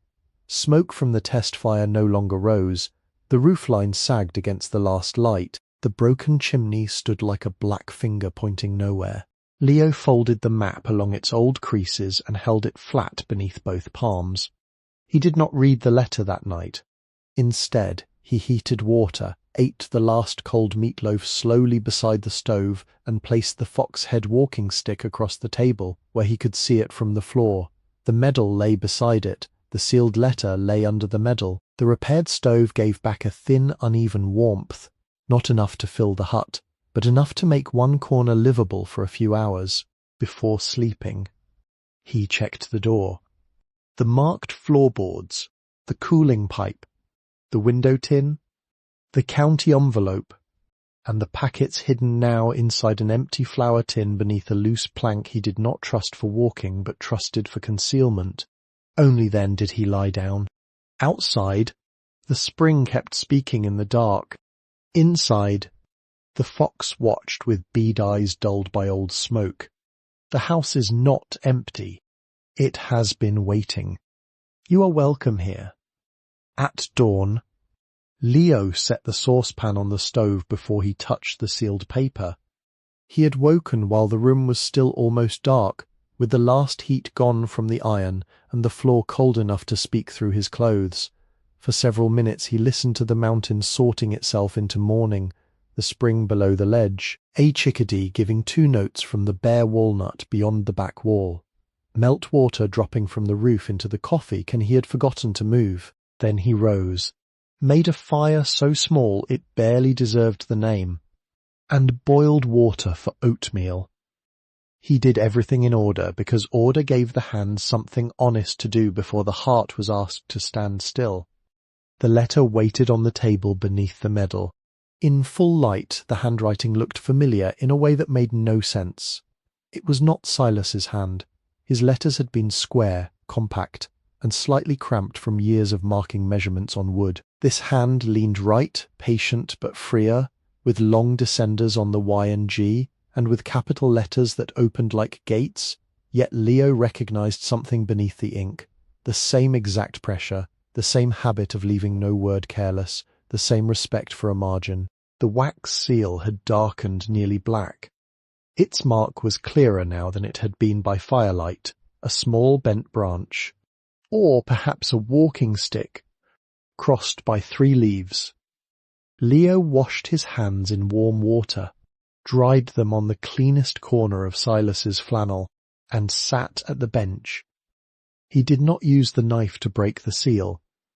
He warmed the wax with his thumb until the edge released from the paper, then lifted the flap slowly. The letter opened along creases it had kept for decades. My dear one, whoever you are, if this paper has found your hands, then either the house has outlasted me, or the mountain has chosen to keep its own counsel longer than any person expected. I write because Dr. Nathaniel Ames of Concord told me on the 4th day of October 1952 that the growth in my chest is not likely to grant me another full winter. He said this kindly. I have no quarrel with him. A doctor who tells the truth plainly is doing a form of repair, even when he cannot mend what is before him. My name is Elspeth Ruth Vale. I was born in this hut on June 18th, 1891, when it was still a Ranger lease and my mother had only a midwife, a lantern and rain beating the north wall. My father was Thomas Vale, born in 1867 in Thornton, son of Josiah Vale, who came down from Quebec in 1839 with nothing but a felling axe and a French Bible he could not read well but would not sell. Josiah married Mercy Pike of Benton in 1846, and it was Mercy's father, Abner Pike, who first cut hickory root from the lower slope and learned to bend it over steam for mountain men, surveyors, church elders, and children with weak legs. Abner had learned from an Abenaki guide named Noel, who told him that a walking stick should not be made to look proud. It should be made to be useful, and then beauty will come if the maker does not chase it. My grandmother Mercy kept the accounts in a blue book. My father carved the animals. My mother Lillian Hart did the silver inlay with hands so steady she could set a laurel leaf no wider than a match head while snow slid from the roof. I was the 4th generation to work at this bench. Though some called it no proper inheritance because I was a daughter, they brought their broken canes to me all the same. The trade closed on November 12, 1921, the day the Eastern Slope Road washed out after 3 days of rain and took 2 men, 6 mules, and the lower bridge into the Pemigewasset before anyone could cut a new line through. After that, the railroad men left, the tourists found other trails, and orders came by mail until even the mail seemed to forget us. By 1924, I was making more repairs than new sticks. By 1929, repair money bought flour but not lamp oil. By 1936, the bench was mostly silent. Silence can become a habit if a person lets it. I kept the tools wrapped because a tool neglected is an accusation. I kept the map because the mountain has killed men who believed pride was a compass. I kept the money because hard seasons return in different clothes, and because no courthouse, bank, nephew, creditor or smooth-talking buyer should have the last say over a place that has kept people alive.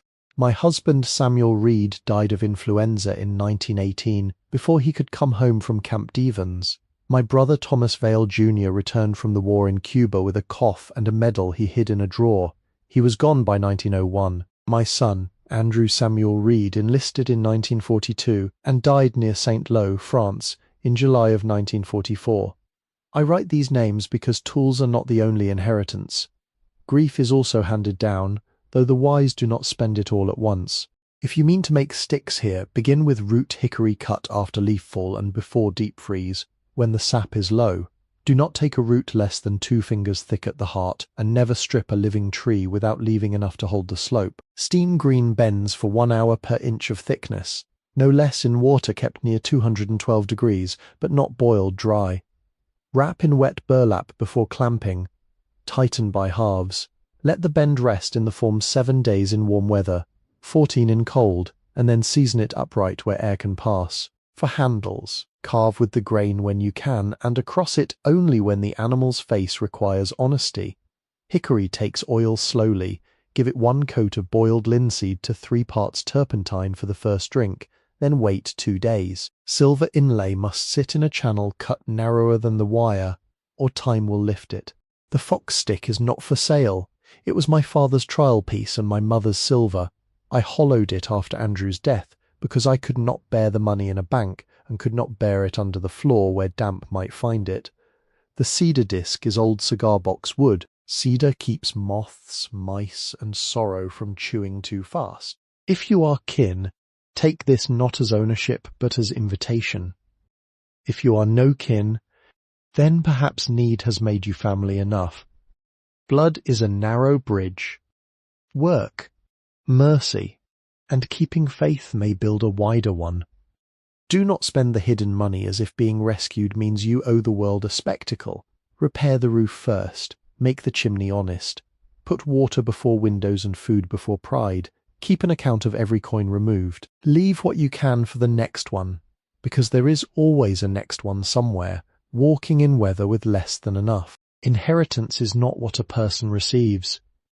It is what a person refuses to let die when the original hands are gone. The house is not empty. It has been waiting. You are welcome here. Elspeth Ruth Vale. Vale's Bend, February 3, 1953.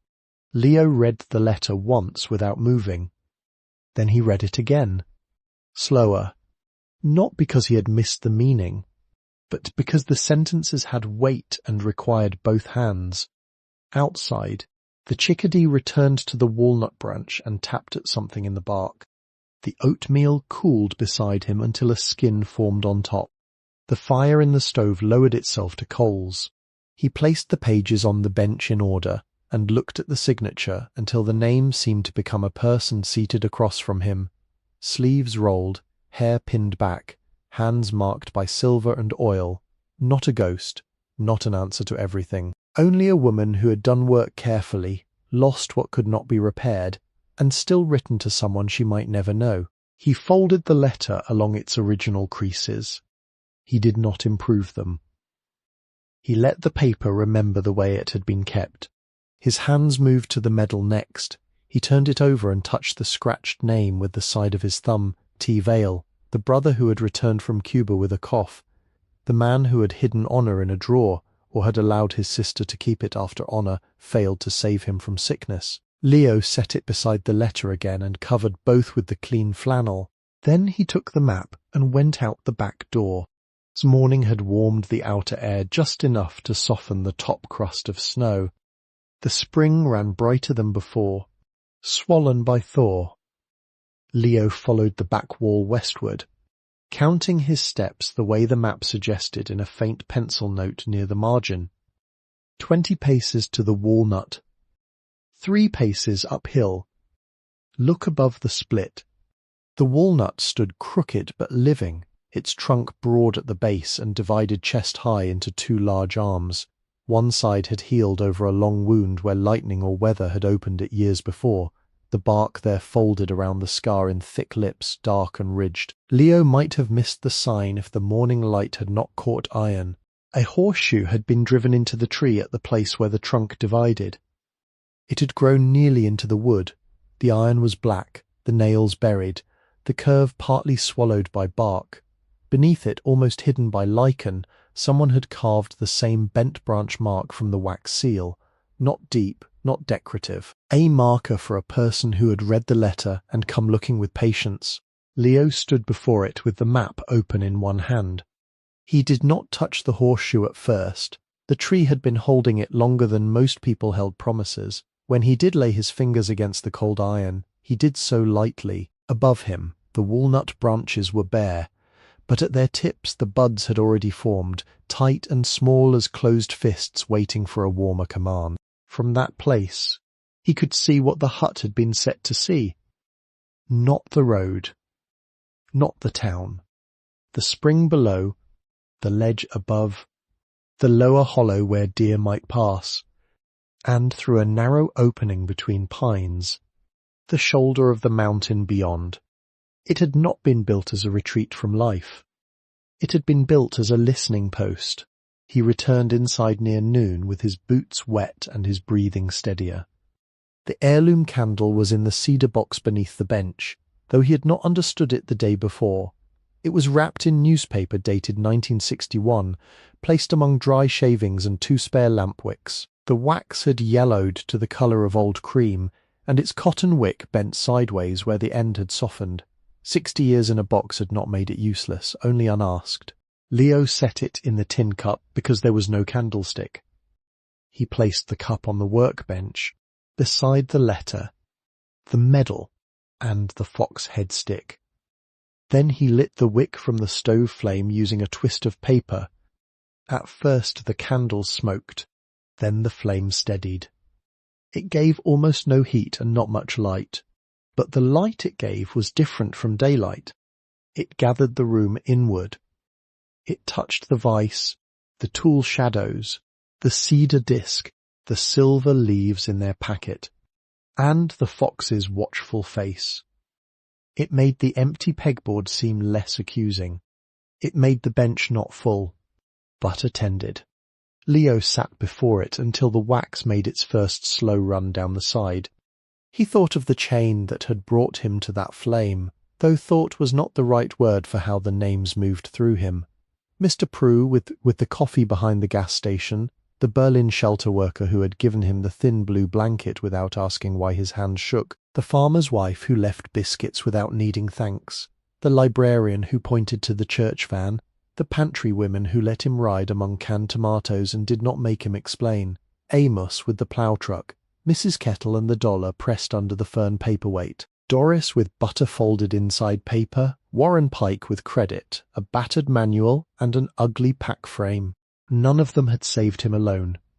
That was the part he had never understood when he was younger. He had thought rescue would have a single face, a single door, a single hand extended once and for all. But most mercy did not arrive grandly. It came in boiled eggs, dry matches, day-old rolls, directions repeated twice, a saucepan left by a fisherman, a name remembered by an old clerk, a ride offered without questions.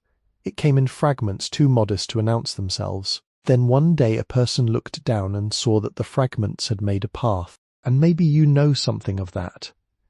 Maybe where you're watching from tonight. There was once a winter when somebody gave you exactly one small thing and never knew what it meant. A ride when you had no ride. A meal left without a sermon. A teacher who wrote your name correctly. A neighbour who noticed the light had not come on. A stranger who did not look away. If you carry such a kindness, tell us about it in the comments if you can. Not to make a show of pain, and not to dress hardship in pretty language, but because small mercies deserve witnesses. Somewhere someone else may be watching from a room that feels cold, and your remembered kindness may become a match held to their own dark wick. Leo did not speak any of this aloud. He only took the pencil stub and opened the back cover of the repair manual. On the blank inside board, in letters small enough not to waste space, he wrote the first account. Received. Fox head walking stick contents. Tools. Map. Medal. Letter. $38,000.73. Removed. Nothing.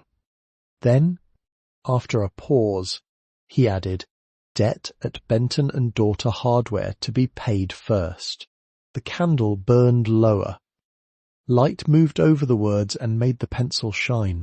That evening he made a better meal than oatmeal, though only barely. Doris had wrapped 2 potatoes and a heel of ham in butcher paper, saying they were past handsome but not past eating.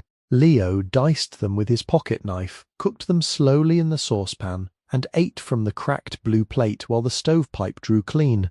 He saved the potato skins for no useful reason except that waste felt impossible under that letter's roof. Before dark, he found a dry place under the table and arranged the heirlooms beside where he would sleep, not the money that went back into the flour tin beneath the loose plank.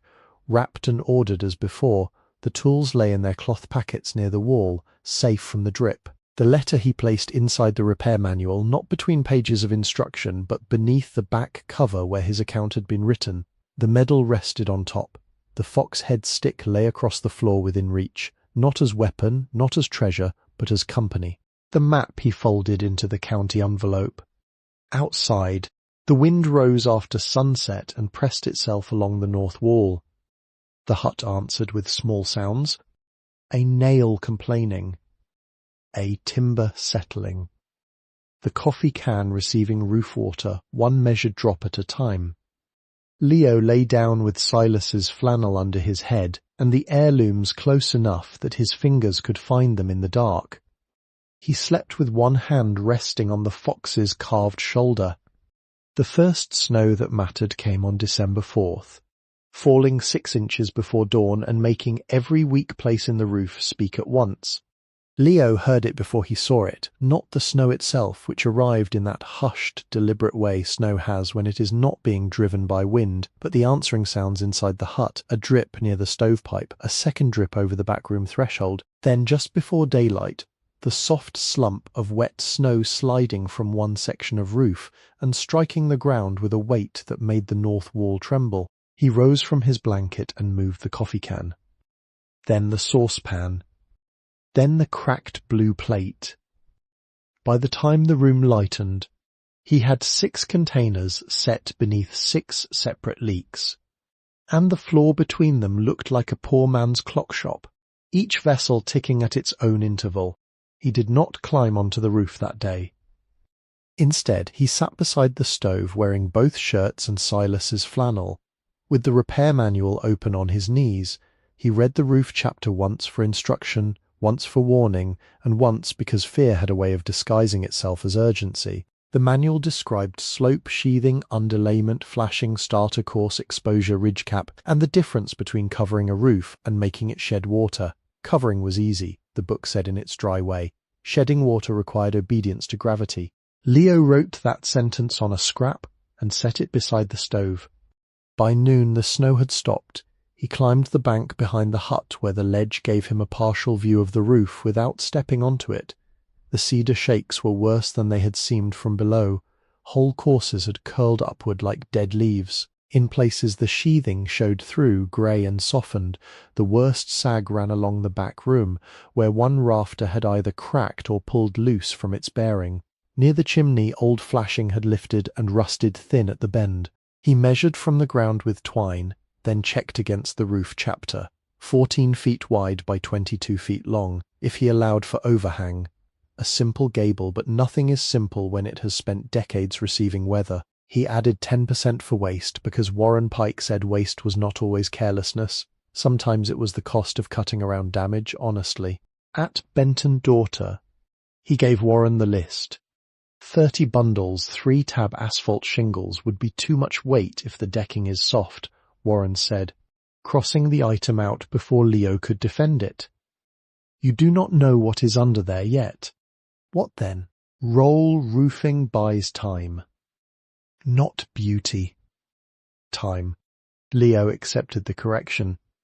They settled on 2 rolls of 90-pound mineral surfaced roofing, 1 roll of 15-pound felt, 2 pounds of 1-inch roofing nails for the felt, 5 pounds of 1¼ roofing nails for the roofing, 1 small tin of roof cement, a roll of aluminum flashing 12 inches wide, and 2 boards of rough pine for sistering the broken rafter, if the break could be reached from inside. Warren made him recite the roof dimensions twice, then trimmed the felt order by a few feet, and added a chalk line from a drawer of used tools.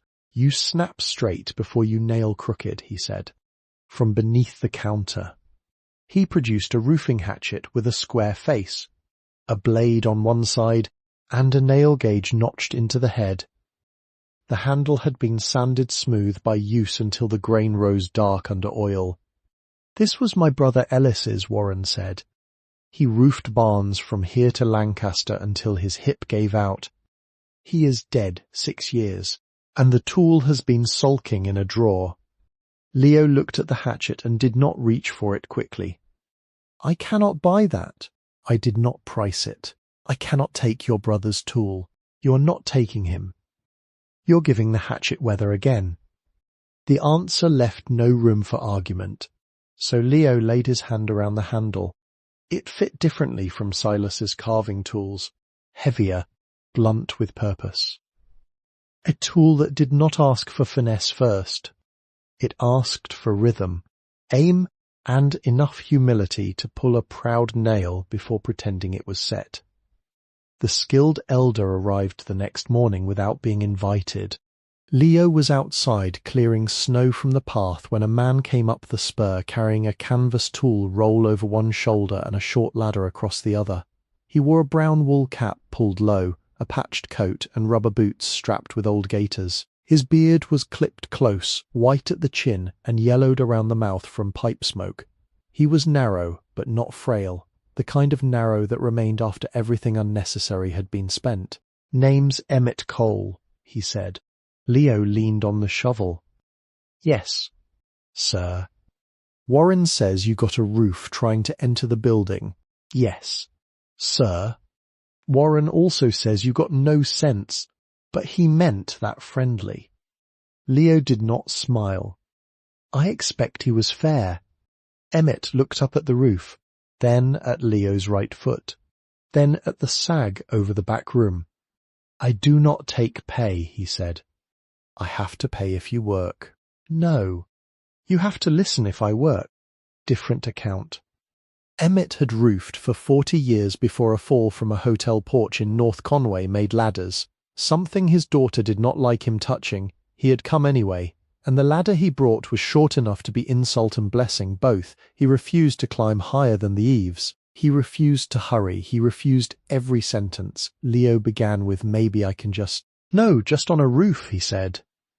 Just is how water gets in. For 11 days, the roof governed them. Day 1, they shoveled snow from the lower courses with a roof rake made from scrapboard and a broom handle. Day 2, they stripped rotten shakes only where the roll roofing would cover, leaving sound courses beneath because winter repair did not allow perfection. Day 3, Emmett had Leo open the backroom ceiling enough to inspect the sagging rafter. The rafter had split near a knot and dropped 1/2 inch from its seat. Together they fitted a sister rafter beside it, rough pine against old pine, clamped with borrowed C-clamps and nailed in a staggered pattern, so the new board carried load without splitting the aged one. "Do not nail in a line," Emmett said. "It makes a crack. It invites a crack." Day 4, they laid felt. The wind rose just as Leo began unrolling the first length, and the felt tried to leave the mountain. Emmett put one boot on the edge and waited until Leo understood that wind was not an enemy to be cursed, only a condition to be answered. They tacked the upper edge first, then worked downward, overlapping each course by 3 inches, smoothing from center to edge. "Wrinkle holds water," Emmett said. Leo pulled the nail he had just set. The elder nodded once. Praise, from him, was mostly absence of correction. The chalk line mattered more than Leo expected. Emmett made him snap it with care. Blue dust striking across the felt in a straight, exact path. Each roll of roofing followed that line. Each nail was set at spacing measured, not by hope, but by the hatchet gauge. Emmett taught the 3-stroke nail, First stroke to place, second to drive, third to set flush, no more unless needed, no less if the head still stood proud. That nail's proud. Leo crouched and looked. Pull it. Good. Another nail. Crooked. Pull it. Good. In the cold, the roofing stiffened and had to be warmed near the stove before it would lie down clean at the edges. They carried sections inside, let them soften, then moved fast before the air hardened them again. Roof cement thickened in the tin. Leo warmed the closed tin in a pan of water and stirred it with a scrap until it spread like black molasses beneath the flashing. At the chimney, Emmett grew stern. Water loves a chimney, he said. Always has. They cut the aluminum flashing in careful strips, bent it over the edge of the table, and tucked what they could into the cracked mortar joints without prying too hard. It was not a permanent repair. Emmett said this twice, then a third time, because Leo wanted to believe work done carefully could become final by virtue of effort. Spring, you do this right, Emmett said. Yes, sir. Say it as a promise, not a comfort. In spring, I do it right. They worked through cold that reddened Leo's knuckles and made Emmett stop every hour to flex his old hands inside wool mittens. Doris sent biscuits by way of Caleb, a boy on a Schwinn who rode as far as the gate and left the paper sack in a feed bucket hung from a branch. Warren sent more nails than the ledger admitted. Mrs. Kettle sent nothing, but when Leo went to town on the 9th day, she looked at the weather and said, still standing, as if it were both question and blessing. By December 15th, the roof no longer entered the house. It did not look pretty. The roll roofing lay dark and plain, its seams cemented, its edges weighted by trim boards where the old fascia allowed. The chimney flashing was temporary, and visibly so. The patched section over the back room had a slight unevenness that Leo saw every time he stepped away and looked back. But after the first rain on snow that followed, the coffee can stayed dry beneath the place where it had been needed most. Emmett came inside, removed his cap, and stood listening. No drip. The silence was not empty. It was earned. He handed Leo the roofing hatchet. Keep it sharp enough to respect. It is Warren's. It was Ellis's. Now it is working. Then he walked back down the spur with the short ladder over one shoulder, refusing Leo's company after the first bend. Leo remained outside until the winter light began to thin. The roof held its new dark surface under a skim of frost. Smoke rose clean enough from the mended pipe. The hut looked not saved, not yet, but less abandoned to weather than it had been the night before. The house is not empty. It has been waiting. You're welcome here. January made the chimney urgent again. The first repairs had been enough for smoke, not enough for time. Once the roof stopped leaking and the stove became daily necessity, Leo saw what heat revealed. The lower field stones were sound, but the brick stack above the roofline had suffered years of freeze and thaw. Several bricks had lost their outer faces, a condition Warren called spalling while tapping one sample with a knuckle. Powdered mortar sifted from the joints whenever the wind pressed smoke back against the crown. In 2 places, Leo could dig a nail into the joint and bring out sand instead of mortar. Fire inside and weather outside, Warren said. That stack is tired from both directions. Emmett did not climb in January. He had done enough, and his daughter had found out about the roof. But he came once, stood in the yard with his hands in his pockets, and told Leo where not to trust his weight. That was almost as useful as labour. The chimney work began with study. Warren lent him a masonry pamphlet printed in 1968 and a margin-filled notebook kept by Ellis Pike from barn and camp repairs. The notebook specified a mix for old brick chimneys exposed to hard weather. 2 parts washed sand, 1 part hydraulic lime, 1/2 part fire clay for the joints nearest heat, and only enough water to make the mortar hold a ridge on the trowel. Portland cement was crossed out in 3 separate places, too hard for soft brick. Ellis had written, "The joint should not outlive the wall by killing it." Leo copied the ratio twice. In town, The materials went into the ledger: half bag hydraulic lime, quarter bag fire clay, 1 bag washed mason's sand, a pointing trowel, used a jointer with a rounded end, a stiff brush, a cold chisel already mushroomed at the top. A borrowed brick hammer Warren made him promise not to swing like he was splitting kindling. The work took 3 weeks because weather decided the schedule. Most mornings stayed in the 20s, sometimes lower in the shaded hollow where the sun touched the hut late and left early. Mortar did not like that cold, and Leo learned to warm sand near the stove, warm water in the saucepan, and mix only enough for one section at a time. He kept the lime covered in a tin pail and wore the patched gloves until they stiffened white. Even so, his bare fingers had to come out for fine work. Every 15 minutes they went numb. Every 15 minutes he stopped, tucked them beneath his arms, and waited for pain to return, because pain meant the hand had not gone too far away. He began with removal, not dramatic removal, not striking and tearing. He raked powdered mortar from joints with the bent nail Warren had sharpened for him, then brushed the cavities clean. Loose brick faces came away in thin shells. He collected them in a pail and kept them, in case they could be crushed for matching colour later. Though no one had told him to do so, it felt wrong to throw away any part of the chimney that had kept smoke moving for so long. On the first day he mixed the mortar too wet. Warren had warned him, but warning and hand knowledge are different things. The mortar smeared along the brick face and sagged from the joint. Leo scraped it out, wasted half the batch, and began again. On the second attempt, the mortar held its shape but crumbled when pressed, too dry. The third mix sat on the trowel like thick peanut butter and yielded when pushed without running from the joint. He marked the feel in memory. He worked from the inside first, around the thimble where the pipe entered the wall.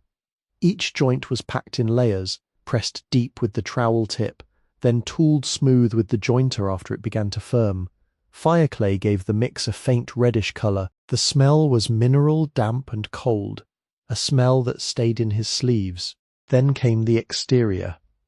Leo did not climb onto the roof if frost showed on the roll roofing. He waited. Waiting cost him daylight, but falling would cost more. When the surface softened under sun, he worked from the short ladder and the ledge behind the chimney, always keeping 3 points of contact, always moving tools one at a time.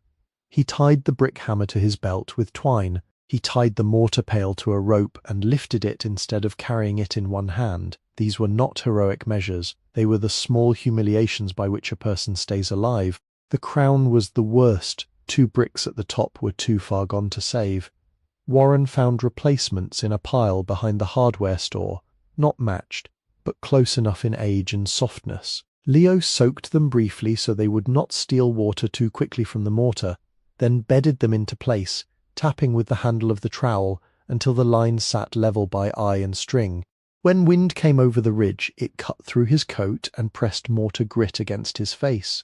He learned to turn his body between gusts, to cover the fresh work with burlap, to keep a small fire inside the stove after pointing interior joints so the temperature did not drop too hard overnight. He did not make large fires. Heat was medicine and could become harm if given all at once. Doris began sending soup in jars with lids labelled in pencil. Bean, potato, chicken rice. The jars were often left at Warren's store, and Leo carried them up the mountain inside his jacket so they would not freeze. He washed and returned each one. After the 4th jar, Warren placed a wooden crate by the door with Leo's name on it and said nothing about who had filled it. By the 2nd week, the chimney had begun to look less wounded. The joints held clean lines where powder had been. The spalled faces remained, but the wall no longer seemed to be loosening itself grain by grain. Leo's hands cracked at the knuckles from lime, cold and washing. He rubbed them with bacon grease. Doris sent wrapped in wax paper after seeing the blood on one returned jar. Not for eating, the note said. He used it properly. In late January, after 3 dry days and 1 night cold enough to put feathers of ice inside the window corners, Leo built the test fire. He opened the stove, laid kindling carefully, and lit the paper. The draught caught almost at once. He added 2 narrow splits of pine, then a piece of hardwood from Warren's scrap bin. The stove warmed, the pipe drew. Outside, smoke lifted straight from the rebuilt crown, pale against a sky so blue it seemed hard. He stood in the yard for a long time watching it. No smoke leaked at the thimble, no smell of soot entered the back room. The wall near the chimney warmed evenly and never grew hot to the back of his fingers. The fire burned with a sound he had not heard there before, low and steady, not fighting the flue, not searching for another way out. Warren came the next day to inspect, though he claimed he was only passing to check a timber line. He studied the joints, the crown, the thimble, the pipe. Not pretty, he said. No, sir. Pretty comes after safe. Yes, sir. The old man nodded and took one slow breath through his nose. Drawers clean. Those two words remained with Leo all evening. They were better than praise because they named the thing itself. Smoke went where it should. Fire had a road. The hut could breathe heat without choking on it. That night, with the stove holding a bed of coals and the chimney giving nothing back but warmth, Leo slept without his boots on for the first time since leaving the Voss kitchen. The floor had waited under every other repair, patient in the way damage waits when it knows a person must cross it daily. White pine plank, hand-cut rose-head nails, gaps dark with soot, ash, mouse leavings, and the fine dust of years. The boards had once been wide and golden, now they were grey at the centre, blackened near the stove, curled along the edges where moisture had risen and left. Some nails stood proud enough to catch a sock, some had sunk into black rings. The bad board near the centre still dipped under Leo's weight, and he crossed it only when he forgot, which was less often now. Warren came with a pry-bar, a nail set, and an opinion. Do not replace what can be tightened, he said. New board in an old floor is like a new tooth in an old mouth. Useful, but everybody sees it. They lifted only two boards fully. One had rotted beneath the old drip line and could not carry weight. The other had split along a knot and pinched open under pressure. Warren found matching white pine from a salvage stack behind the store, not exact in width, but old enough to behave. Leo trimmed with a handsaw, planed the edge with a borrowed block plane, and fit the replacement by degrees until it entered the gap without force. The rose-head nails mattered. Warren had a coffee can of salvaged ones, black with age and bent from previous service. They spent an evening by the stove straightening them on a small anvil made from rail iron. Each nail had a square shank and a hammered head irregular as a small moon. Modern wire nails would have held. They would also have looked like an interruption. Leo drilled pilot holes with a hand brace so the old pine would not split, then drove each rose-head nail until the head sat just below the surface. Not buried. Not proud. Held. For sanding. Warren sent him to a rental counter outside town where a random orbit floor sander could be had for $14 a day if a person arrived before 8 and returned it before closing. The clerk at the rental place asked for a deposit Leo did not have. Warren, standing behind him with his arms folded, said, "Put it on Benton account."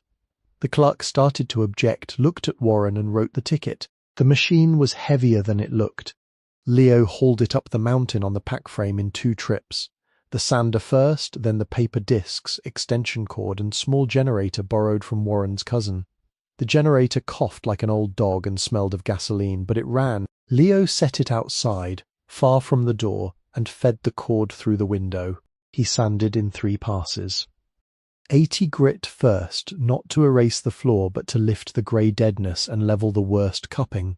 The machine pulled against him with a stubborn circular force, and he learned to guide rather than wrestle. Dust rose at once, pale and fine, smelling of pine awakened from under long neglect. He wore the mask and still tasted wood at the back of his throat.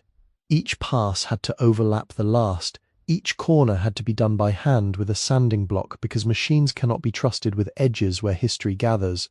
The 80 grit revealed colour. Not bright. Not new. Dark honey beneath the stove ash. Amber near the table. brown knots shining like sealed eyes. Places where boots had crossed for years remained worn low, and Leo did not try to remove them. A floor without its walking would be a lie. 120 grit came next, smoothing the scratches left by the first pass.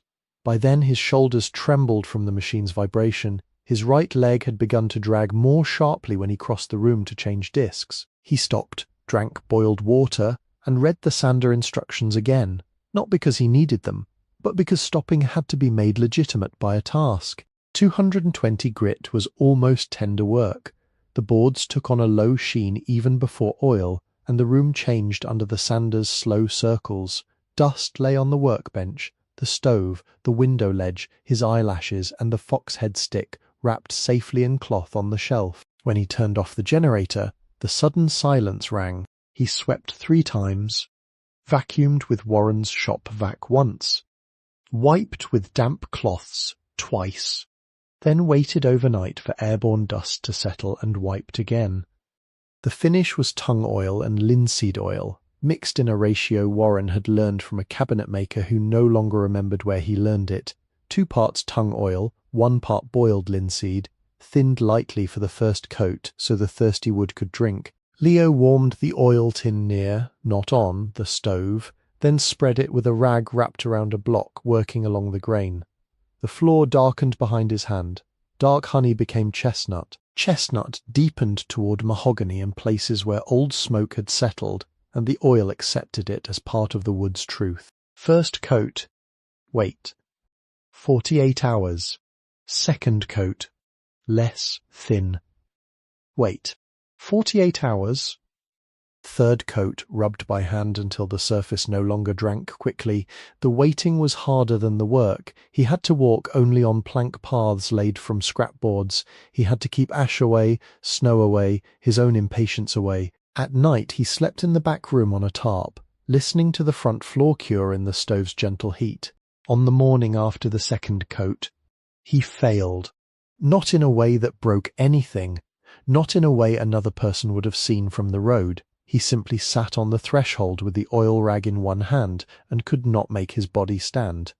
The room smelled of drying finish and smoke. His fingers hurt. His foot had swollen inside his boot until the leather pressed the bone outside. A thaw had made the path slick, and the thought of carrying water, splitting kindling, checking the roof edge, and rubbing another yard of floor became too many separate mountains. He set the rag in the metal pail where oily cloth could not catch fire, closed the stove, and walked down to the marsh below the old grade. There was a place there where the creek widened and moved through brown reeds beneath thin ice. He had seen it from above but never stopped. That morning he sat on a fallen log, with his hands hanging between his knees, and watched a great blue heron stand in water so cold it steamed around its legs. The bird did not appear troubled by the cold. It stood with its long neck folded, eye fixed, body still as weathered wood. Leo stayed until noon. He did no work that day. The world did not punish him for it. The hut did not collapse. The floor did not lose its cure. Warren did not appear to call him lazy. The heron lifted once, crossed the marsh with slow wing beats, and settled farther down where the water opened dark. By evening, Leo returned, warmed soup, and slept without writing any apology into the account book. The next morning, he finished the third coat. When the floor cured fully, the front room held light differently. The planks reflected the stove glow in long, uneven bands. The scars remained, the dark knots remained. The replaced boards announced themselves if a person knew where to look, but they did not shout. Leo walked from door to stove, stove to table, table to workroom threshold, and the boards answered underfoot with a lower, steadier voice. He placed the cracked blue plate back on the shelf, set the table in its proper position, and stood listening to the room without drips, without chimney cough, without floor dust rising. It was still a hut. It was also becoming a place where a person could set something down and expect to find it there in the morning. By February, the windows had become impossible to ignore because light had begun returning to the mountain. In December, darkness had hidden the failures. In January, cold had made them ordinary, but February brought a harder, cleaner sun that arrived earlier each morning and passed through every crack, every missing pane, every gap where putty had turned to chalk and fallen away. The hut was not ready for brightness, but brightness came anyway. There were 8 windows in all.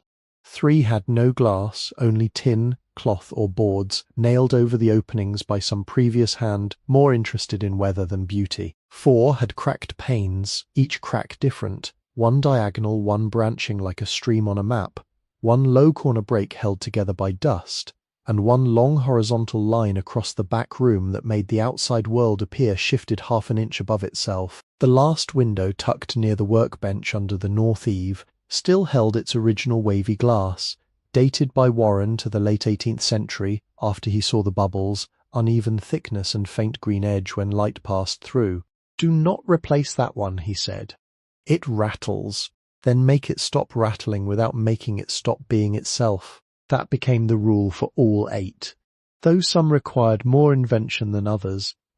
Warren supplied salvaged panes from storms removed off a farmhouse in Bath, wrapped in newspaper and sorted by approximate size. He also sold Leo a can of DAP 33 glazing putty, a packet of glazier's points, new sash cord, 1/4 inch cotton, and a small diamond point cutter whose handle had been wrapped with friction tape. The cutter made Leo nervous.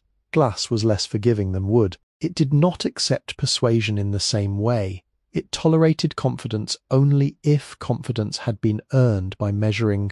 The first day was removal.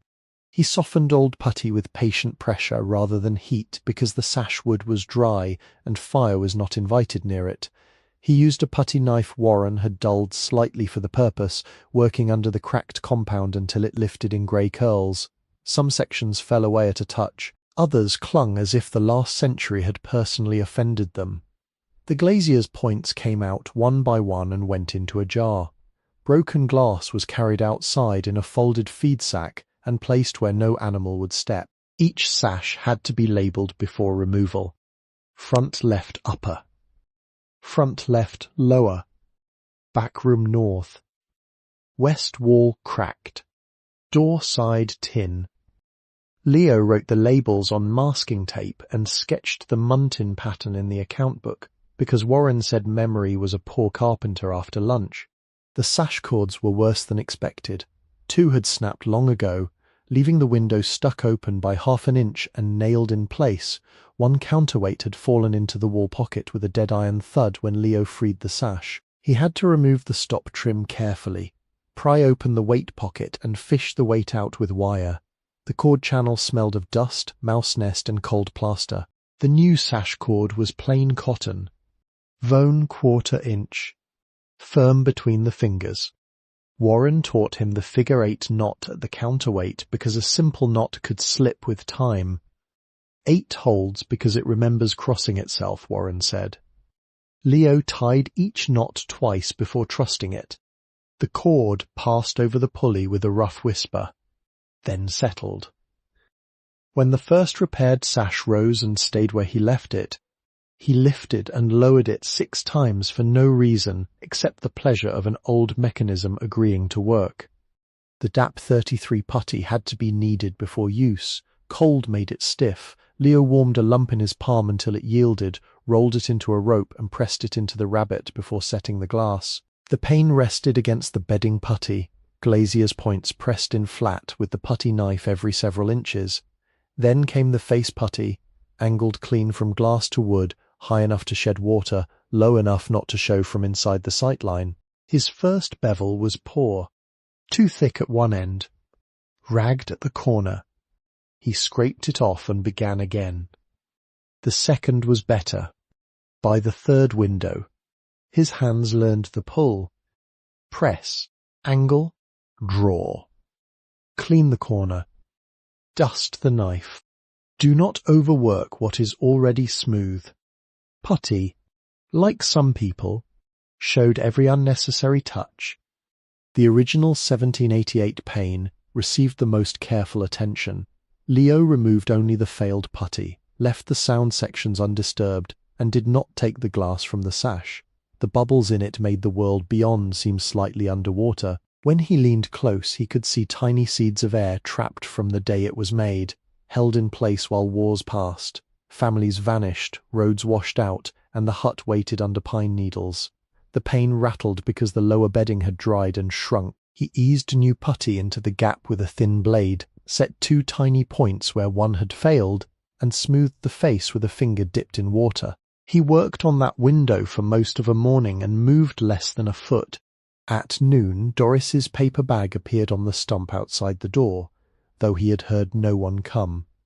Inside were 2 corn muffins, a jar of stew, and a note that said, "Windows make a place answer back." He folded the note and placed it in the account book, not under money, but under receipts of kindness. The 3 missing panes changed the hut most. When the tin and boards came away, daylight entered places that had known only dimness for years. The front room widened, the workbench sharpened into view, dust motes moved like small weather. The fox head stick set on the shelf caught light along its silver collar, and for a moment the mountain laurel inlay shone as if recently cut. Cold entered, too. Repair was always an exchange before it became improvement. Leo cut glass on the workbench over a wool blanket. Measure twice, score once, Warren had said, but Leo measured 3 times because glass did not care about thrift after a bad cut. He dipped the cutter wheel in kerosene, set the straight edge and drew the tool toward himself with one steady sound, a bright tearing hiss. Then he lifted the pane, placed the score over the edge and pressed down. The first break followed the line. He stood very still afterward, holding 2 pieces of glass, surprised by obedience. The second pane chipped at a corner, but the putty would cover it. The third was perfect until he set it too hard and cracked it with the heel of his hand. He went outside, stood beneath the walnut, and let the cold take the sharpness out of his breath before cutting another. No one came to scold him. The mountain did not keep score out loud. By the final week of February, 7 windows opened, closed, held, and shed water better than they had in decades. The 8th, the original one, did not open because Leo did not trust the sash yet, but it no longer rattled when the wind crossed the north wall. He painted bare putty lines with a temporary coat only when necessary, knowing full curing would take time. Warren said full paint could wait for spring warmth. A person who rushed glazing in February might spend April apologizing to the same pane. The last window was the west wall crack, the one that faced the walnut branch. Leo had saved it because its sash looked easiest, and he had learned enough to distrust anything that looked easiest. The old glass came out in 2 pieces. The rabbit cleaned without splintering. The new pane fit on the first try. The putty drew smooth under the knife, corner to corner, a clean bevel catching weak afternoon sun. As he pressed the final glazier's point, a chickadee landed on the walnut branch outside. It was close enough that he could see the black cap, the small bead eye, the soft grey along its wing. The bird gripped the branch and tilted its head toward the glass, as if inspecting the workmanship or its own reflection. Then it tapped once at the bark, found something invisible to Leo, and flew to the horseshoe grown into the trunk. Leo held the putty knife still. The room behind him smelled of oil, wood smoke, linseed, lime dust, and warmed putty. The floor under his boots was steady. The roof did not drip. The chimney drew. The windows, all but one, had begun to answer the hand. He cleaned the knife on a rag, closed the sash slowly, and watched the chickadee lift from the walnut into the pale February light.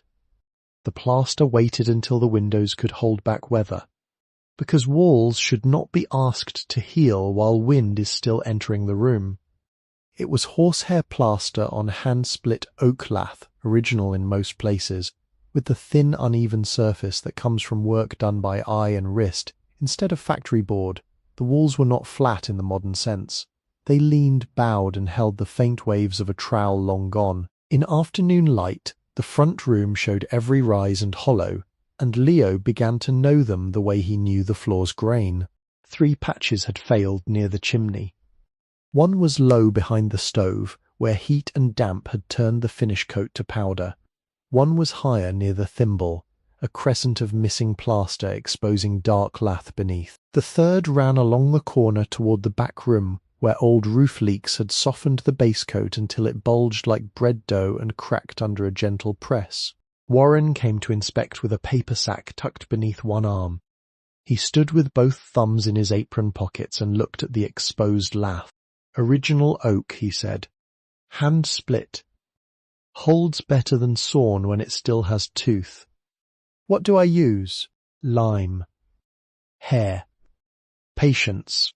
From the sack he withdrew a smaller bag, yellowed and folded twice, labelled in faded blue ink from some long-closed supplier, horsehair plaster fibre, 1950s stock, dry as winter grass but still sound. Warren had found it on a high shelf in the hardware store's back room, behind stove polish and 2 boxes of hinges no one made doors for anymore. Smells like a barn attic, he said. That means it is alive enough. The mix was not complicated, but it was particular. Lime putty, washed sand, chopped horsehair teased apart by hand, and enough water to make the mortar cling. For the deeper base, Warren had him add more sand. For the finish, less. No one measured by cup alone. They measured by how the plaster behaved on the hawk, whether it slumped, whether it spread without tearing, whether the hair dispersed instead of clumping like wet thread. Leo cleaned each failed place back to sound edge. He did not square the holes because old walls disliked new geometry. He brushed dust from the lath, misted it with water, and pressed the scratch coat through the gaps until it mushroomed behind the strips and formed keys. Then he scored the face with horizontal scratches using a broken comb Warren had given him for the purpose. Give the next coat something to hold, Warren said. The scratch coat dried slowly, protected from hard heat. Leo kept the stove modest, though cold evenings tempted him to build more fire than the walls should bear. 3 days later came the brown coat, 3/8 of an inch thick, built up in patient passes and brought nearly flush with the surrounding wall. It had to cure 72 hours before the finish. During those days, Leo touched it only with his eyes. The finish coat was the hardest because it looked easiest. 1/8 of an inch, smooth but not dead smooth, pressed, drawn, feathered into the weathered plaster around it. He held the trowel at a shallow angle, working from old surface into new, then new back into old, learning that repair was less about hiding the wound than making it honest enough to belong. The first patch shone too much. He waited until the plaster firmed, then rubbed it with damp burlap to soften the sheen. The second took the light better. The third, in the corner, gave him trouble until he stopped trying to force the line straight and followed the wall as it already stood. When the final patch had taken its set, Leo stepped back. They were visible if a person looked. Slightly different colour. Slightly different hand, but they did not intrude. They sat in the wall with humility. Accepting that they were new and that the wall was not, he wrote in the account book, lime, sand, horsehair, 3 coats, no removal from cash. Then, beneath it, not as account but as promise, he wrote, these patches will hold another 100 years. Doris owned the Red Mill Cafe, as if it were a ship she had chosen to keep afloat in weather others complained about from shore. She rose before any truck driver wanted coffee and left after the last pie plate was washed. Her hair was usually pinned under a red scarf, and her forearms were strong from lifting cast-iron pans, flour sacks, stock pots, and the unseen weight of everybody's ordinary hunger. She had a laugh that never wasted itself. When she laughed, it was because something had truly struck her as funny, not because silence needed filling. At first, Leo tried to pay her for every jar. Heel, biscuit, and paper sack. This made her impatient. No, she said one morning, pushing his coins back across the counter with 2 fingers. I owe you. You owe me candles when the shop reopens. It is not a shop, not with that attitude. He looked down at the coins. She leaned closer, not softening her voice, but lowering it so the men at the counter would not receive what was not theirs. I am not feeding you because I think you are helpless. I am feeding you because people fed my father when the mill closed and he lived long enough to feed me. That is how the account runs. After that, the paper bags appeared twice a week on the stump by the door or in Warren's crate at the store.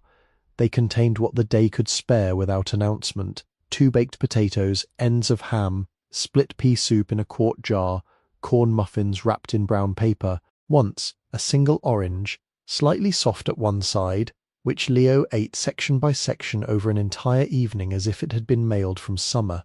He returned every jar clean. He folded the paper bags and used them for kindling only after smoothing them flat. He wrote each gift in the account book, though Doris would have called that foolish if she had known. Not because he meant to repay every crumb in money, but because naming a kindness kept it from disappearing into appetite. Caleb arrived first as Motion. A blue Schwinn bicycle rattled over the frozen ruts to the lower gate, and from there the boy pushed it up the grade, one hand on the bars, one hand dragging a red plastic sled loaded with split wood. He was perhaps 14, narrow as a fence rail, with dark hair falling into his eyes and knees that seemed always to be outgrowing his pants. A splitting maul was tied to the sled with rope, my mother said. He began, and stopped to breathe. Leo took the rope from him. Said what? About your grandfather. He was my uncle. Caleb shrugged, accepting correction without surrendering the point. She said he fixed her father's cane. After the accident, Leo looked at the wood in the sled. Ash and maple. Split clean. Stacked tight. You cut this? Yes. How much do you want? The boy shook his head hard. Nothing. I can pay something, my mother said. About your grandfather. This time he said it as complete answer. Caleb's mother, Leo learned later, was the insurance woman with the cardigan and the open sign, and her father had walked with a Hartwell cane for 13 years after a logging injury. Caleb himself did not say much. He split kindling with fierce concentration, missing once, then blushing so deeply Leo pretended to be inspecting the stovepipe. He would not come inside the first 2 visits. On the third, snow began falling harder, and Leo made him drink tea from the tin cup while his mittens dried. Place is smaller than I thought, Caleb said. It gets larger when the roof stops leaking.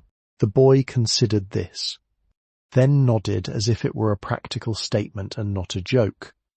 By March, Caleb had become part of Saturday mornings when school and weather allowed. He fetched water, hauled scrap, held boards, and asked careful questions about the foxhead stick without touching it. Leo showed him how to sharpen a pencil with a pocket knife by cutting away from the thumb and making fewer strokes than pride wanted. Caleb practiced on 3 pencils and ruined 2. Better, Leo said on the third. The boy examined the point. Not good. Better is enough for today. Reverend Boyd never entered the hut. He was the pastor of a white church near the town green, a tall black man in his late 60s who walked every morning along whatever road weather permitted, wearing a dark coat, wool gloves, and a brimmed hat, brushed clean no matter the sky. He had a careful step from an old knee injury and a habit of tipping his hat to animals as well as people. The first time Leo saw him on the old road below the spur, the Reverend was walking alone with a stick of plain maple, not carved, only sanded smooth. He stopped at the gate, looked up toward the hidden hut, and removed his hat. Leo, halfway down with an empty jar crate, paused among the trees. The Reverend did not call out. He only bowed his head. Keep him steady. Lord. 4 words. No sermon. No demand to be thanked. Then he put his hat back on and continued walking. After that he passed most clear mornings. Sometimes he saw Leo and tipped his hat. Sometimes he did not look up, though Leo suspected he knew exactly where the hut stood beyond the pine. Once, after an ice storm, Leo found sand scattered on the worst stretch of grade near the gate. There were no footprints clear enough to accuse anyone, only the round mark of a walking stick beside each step. When they finally spoke face to face, it was outside Warren's store. Reverend Boyd was buying lamp wicks and peppermint candy. He looked at Leo with eyes that held neither pity nor curiosity, only the calm attention of a man accustomed to listening past first answers. "You are mending Vale's place," he said. "Yes, sir." "Good." Leo waited for more. None came. The Reverend paid for his wicks, then placed one peppermint on the counter near Leo's hand. "For after the hill," he said. Leo carried it up the mountain in his pocket and ate it that night after supper, letting it dissolve slowly while the stove settled. It tasted of sugar, wintergreen, and the strange dignity of being seen without being summoned to explain oneself. Leo had postponed the cellar until February 11th because the floor above it had needed trussed first. The hatch lay under the table, half hidden by the angle of shadow, and the fact that he had been walking around it for weeks. Its iron ring had rusted flat against the boards, and the seam had packed with dust. He had found it while cleaning the floor, traced it with a finger, then left it alone. Below-ground places were patient, but they could also hold water, rot, snakes, bad air, and old mistakes. On February 11th, the morning was clear and sharp, and the barometer Warren had nailed beside the store door had been rising for 2 days. Leo opened both windows in the front room, set the stove low, tied a rope around the hatch ring, and pulled. Nothing moved. He worked the seam with a putty knife, tapped the boards gently, cleared hardened dirt, and tried again. The hatch lifted with a reluctant groan. Cold air rose from below, smelling of stone, earth, dry leaves, and something metallic. He waited. The manual had said to let any closed cellar breathe before entering. Warren had said the same thing with fewer words. Old air can be poor. Leo set the hatch open and went outside to split kindling for half an hour. When he returned, he lowered the weak flashlight on a string. The beam swung, caught stone, shadow, and the edge of steps. 7 granite steps led down. They were not even, each had been dressed flat by hand but worn at the centre from long use. The cellar measured about 12 by 15 feet, with fieldstone walls and a packed floor that changed near the middle to something smoother. The ceiling was low enough that Leo had to duck beneath the joists. Frost had not entered deeply. The air was cold but dry. He carried the flashlight in one hand and kept the other on the wall. The fieldstones were fitted without mortar in places, chinked in others, their faces damp near the north side where earth pressed hard after thaw. A row of shelves stood along the west wall, sagging but still attached. On them sat 3 empty crocks, a cracked lantern globe, 2 mouse-chewed seed packets, and a bottle with no label. There were no jars of food, no trunks, no forgotten chest with iron bands. The cellar was not theatrical. It was useful, which made it more believable. At the centre of the floor lay a single dressed granite slab. It was rectangular, perhaps 3 feet by 4, set flush with the packed earth around it. Unlike the rough fieldstone, this slab had been worked smooth. Along one corner, nearly filled with dust, was a carved mark, the bent walking stick crossed by 3 leaves. The same mark as the wax seal, the same mark as the walnut tree. Leo crouched beside it and brushed the dust away. There was no ring, no visible seam, no instruction. The slab sat with the calm authority of something placed by people who had meant it to remain. He did not lift it. Not because he was not curious. Curiosity ran through him strong enough to make his fingers restless. But the stone was too heavy for one man without levers, too central to disturb without knowing what lay beneath, and too clearly marked to be treated as a puzzle for an impatient afternoon. Some doors tell a person they are not yet a door. He stood and turned away. On the stairs going up, his boot struck something under the 3rd step. The sound was not stone. It was wood against granite, a small dry knock. Leo lowered himself and reached beneath the overhang. His fingers touched a box wedged tight between step and sidewall. It was oak, palm-length, darkened by dust, and difficult to free. He worked it loose by pushing from one side with the flattened copper tack and pulling with 2 fingers from the other. The lid slid open without a hinge.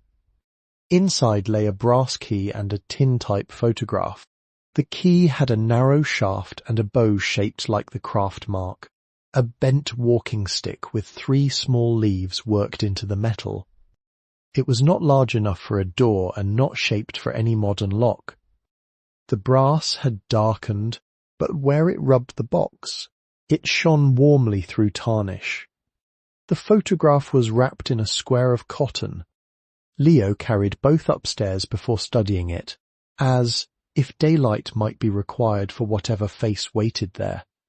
At the table, he unwrapped the tin type. A young woman stood in front of the hut in summer. The roof behind her was whole, the sign hanging beside the door freshly painted, and hickory shafts leaned in a rack by the wall. She wore a dark skirt, a white blouse with sleeves rolled to the forearm, and an apron marked by shavings. In her right hand she held a carving gouge, in her left a walking stick topped with what looked like an owl. Her face stopped him. Not because it was his face exactly. It was not. Her cheeks were fuller, her jaw softer, her eyes steadier before the camera than his had ever been before any lens. But the line of the brow, the set of the mouth when not smiling, the slight inward turn of one foot visible beneath the skirt, these things moved across the years with an intimacy that made the room seem to draw a breath. He turned the photograph over. On the back, in faded ink, was written, Elspeth Vale, daughter of Thomas Vale. Edge 25, summer of 1903. The date did not agree with the age if matched against the letter. Someone had written from memory, perhaps years later, perhaps by a hand that cared more for keeping the image than for exact arithmetic. Leo did not correct it in his mind. Old families kept errors too. Not every mistake needed repair. He set the photograph beside the letter. The key he placed on the mantel above the stove, where it caught a small line of light from the west window each afternoon. He did not yet know what it opened. This did not trouble him as much as it once would have. The hut had already taught him that unknown things could wait without becoming enemies. That evening, when Caleb came by with a sled of ash splits, he saw the key at once. What is that? A key to what? I do not know. The boy looked delighted by the insufficiency of the answer. You going to find out? Not today. Caleb nodded solemnly. Then set the wood beside the stove. My mother says not everything has to be today. Leo looked at him. Your mother is often right. She says that too. The key remained on the mantel, the photograph under the repair manual's back cover, and the granite slab in the cellar untouched beneath the cold, breathing dark. Spring did not arrive as a promise. It arrived as work-changing texture. Snow retreated first from the sunny patch beneath the walnut, then from the ledge, then from the path where Leo's boots had packed it all winter. The creek below the old grade grew loud with snowmelt and ran brown for 3 days before clearing. Water found every ditch. Mud took the road by the gate and held it. The pines darkened after rain. The air began carrying smells again. Thawed leaves, wet stone, bark, smoke no longer forced downward by cold. Walnut catkins appeared in April, small and green, hanging where the branches had looked dead all winter. The chickadees grew busy in a way that made silence feel less abandoned. Once at dusk, Leo saw deer near the spring, stepping carefully, their ribs showing faintly after the hard season. He watched from the doorway and did not move until they lifted their heads and passed back into the trees. The hut, under spring light, showed all the work still undone. The exterior logs needed chinking, the door needed rehanging properly, the workbench vise still required freeing, the old rack outside had to be rebuilt before any hickory could season, the chimney flashing was temporary, the roof would need better repair when weather warmed fully. There were debts in the ledger and more line items waiting to be borne. Leo decided not to begin the craft that spring. This decision took longer than it should have, because the fox head stick watched from the shelf and the tools lay wrapped with a patience that sometimes felt like expectation. But Elspeth's letter had been exact. Root hickory after leaf fall, steam with care, season upright, do not chase beauty. He had no right to cut in haste merely because he wanted to prove that the hut had chosen correctly. He would spend the warm months learning. He would free the vise. He would make a steam box from pipe when he could afford the fittings. He would order small pieces of practice hickory with 1 coin, recording the removal in the account. 1 coin, not a bill, enough for samples. Enough to teach his hands without pretending they were ready for inheritance. Warren approved by not criticizing. Samples first, he said. A man ruins less history that way. Doris began saving candle stubs in a tin marked for Leo, though she still insisted payment would be accepted only when the shop reopened. Caleb brought him a crooked branch and asked whether it was hickory. It was birch. Leo showed him the bark, the grain, the smell where cut. Reverend Boyd passed the lower gate on a bright morning and lifted his hat toward the ridge. By late April, Leo could sit with the door open in the evening while the stove rested cold behind him. The floor held the day's warmth, the windows reflected gold from the west. The brass key on the mantel had gone from mysterious object to ordinary presence, like a nail in a beam or a cup on a shelf, not forgotten, kept. The house was patient. So was he. 2 winters later, in December 2024, Leo finished the first walking stick worthy of oil. He did not call it the first true one. That would have been too proud. Before it came many failures, each saved in a crate behind the workbench, because failure when kept honestly becomes a kind of teacher. There were shafts bent too sharply, handles carved without enough regard for grain, a trout whose eye sat wrong, a bear whose muzzle looked more like a tired dog, and 1 hawk that split under the knife because Leo had tried to correct in 10 minutes what should have been accepted after 3. The completed stick began as hickory root cut the previous November from a slope Warren had permission to harvest, and only after Leo studied the tree for 2 days to decide where removal would not loosen soil. He steamed it in a long pipe box fed by a kettle on the outdoor stove, 1 hour per inch, the burlap wet and wrapped tight. Caleb, taller now and quieter in his own body, helped tighten the clamps in half turns while Leo watched the bend settle into form. It seasoned upright for a year. The handle was a fox, but not the same fox as Elspeth's. He would not copy what had been entrusted to him. This fox had 1 ear turned back, as if listening to something behind it, and the muzzle held neither mischief nor charm. It was a mountain fox, lean from winter alive because it paid attention. The silver inlay was simple. 3 small laurel leaves around the collar, each seated in a channel cut narrower than the wire, tapped gently with the burnisher wrapped in cloth. The eyes were dark beads from the packet, though Leo used only 1 pair and recorded it in the account book. He applied the first oil coat slowly, 1 part linseed to 3 parts thinner, as Elspeth had instructed, and watched the hickory drink. Pale wood warmed, grain rose. The curve, which had looked plain in dry light, began to show depth, a line of strength running from ferrule to handle as if the mountain itself had written there in brown ink. When it dried, he set it across the bench and sat opposite it until the stove burned low.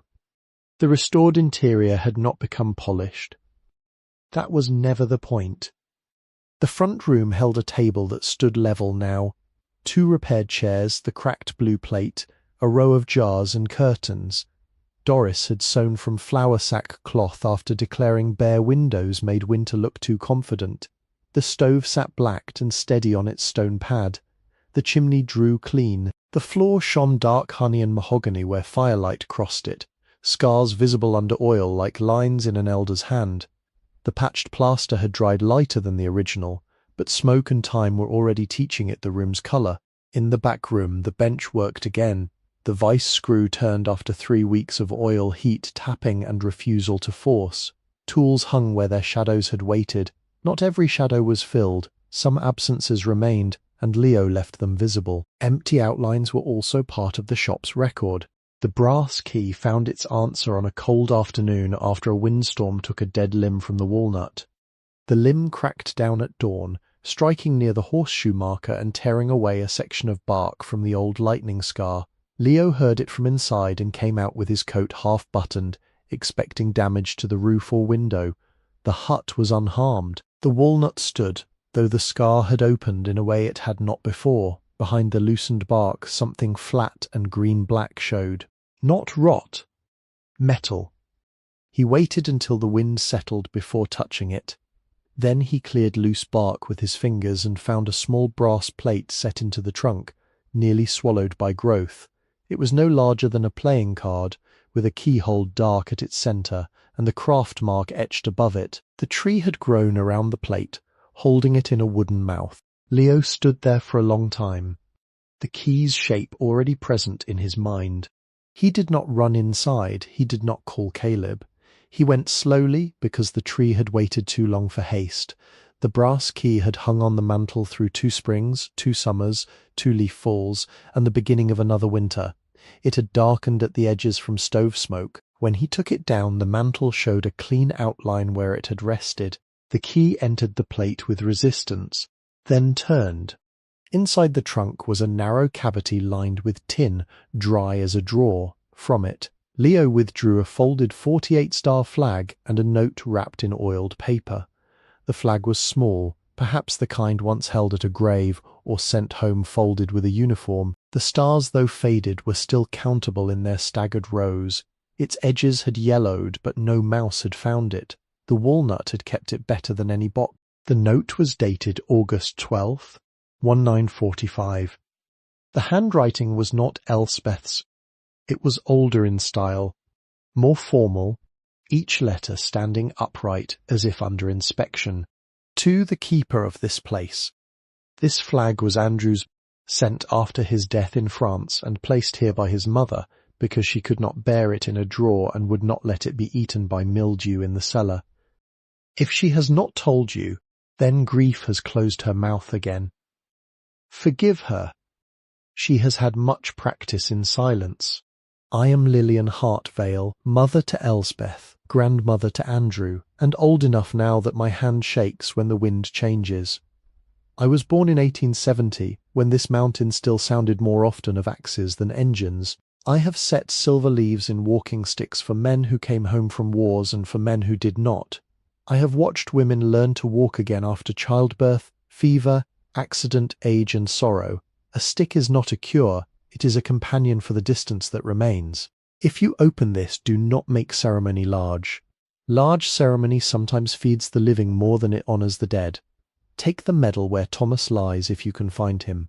Take the flag into clean light once a year. Speak the names if you know them. If you do not know them, say only that somebody was loved here and somebody was missed. The tree will hold what we cannot carry every day.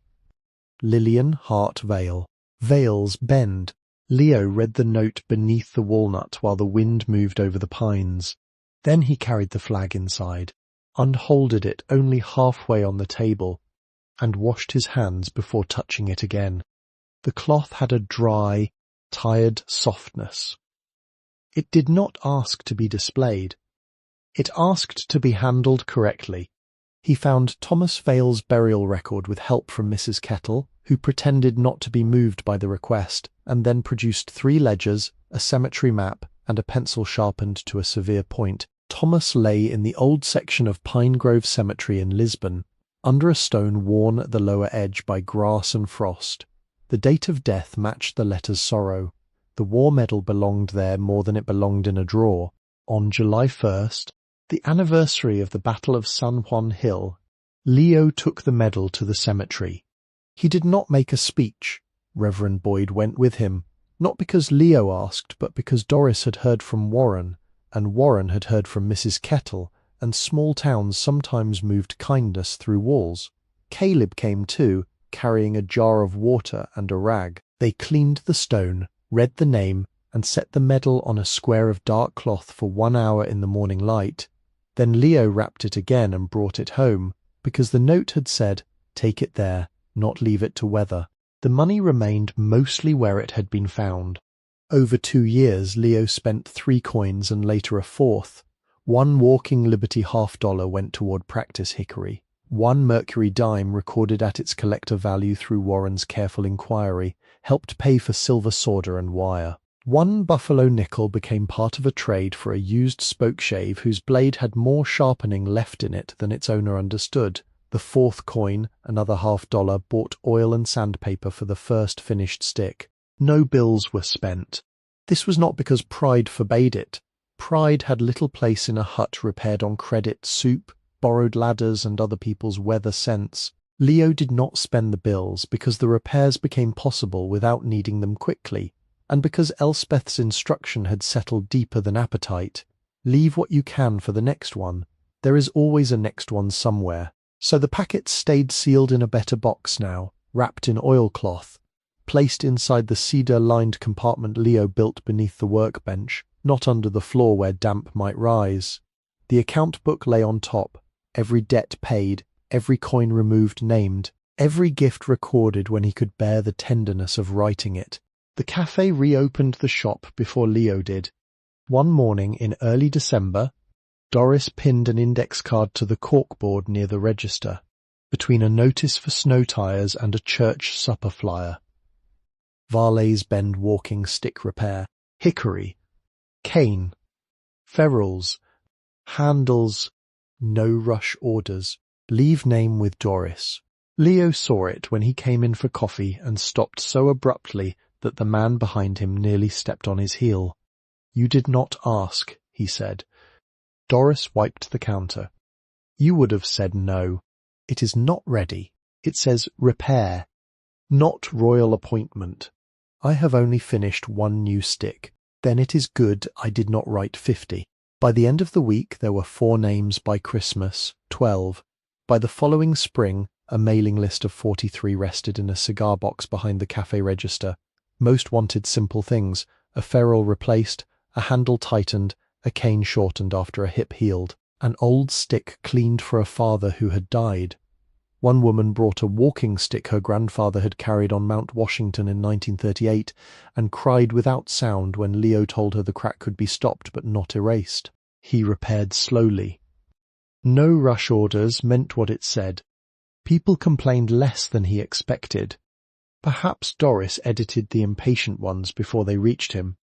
Perhaps the kind of person willing to pin hope to a corkboard in a cafe already understood waiting. The first new fox stick did not go to a rich collector, though a man from Boston offered more than Leo would have known how to accept. It went to Reverend Boyd after the pastor's old maple stick split near the tip. Leo tried to call it a loan. Reverend Boyd ignored that and left a small envelope on the bench with enough money to cover materials and not enough to make anyone uncomfortable. The envelope also contained a note. For the distance that remains. Leo kept the note in the account book. Caleb returned with the sign on a wet April afternoon, when the creek ran loud and walnut catkins hung green again. He was 16 by then, taller than Leo and embarrassed by his own height. The blue Schwinn had been replaced by an old pickup that smelled of wet dog and gasoline, though Caleb still drove it as if he expected the bicycle to answer under him. In the truck bed lay a board wrapped in a blanket. "My shop teacher helped with the planer," he said before Leo asked. Together they carried the board to the front of the hut and set it on 2 sawhorses. The sign was hand-carved, not perfect, and better for it. Val's Bend, root, steam, hand, daughters. Leo read the last line once, then again. "Plural," Caleb said. Quickly. "I know there are not. I mean, you are not. I mean, there were. Elspeth and her mother. And maybe before, and maybe after, even if not daughters exactly. My mother said names can make room." Leo ran his fingers over the carved ampersand. It had been cut carefully, sanded smooth at the curves, painted dark green like the old sign found face down in leaves. The words root, steam, hand were shallower but steady. The final line had the most hesitation in it, as if Caleb had understood while carving that he was reaching beyond ordinary lettering. "It is good," Leo said. Caleb looked away toward the walnut. The S in daughters is bad. It is honest. That means bad. No, it means kept.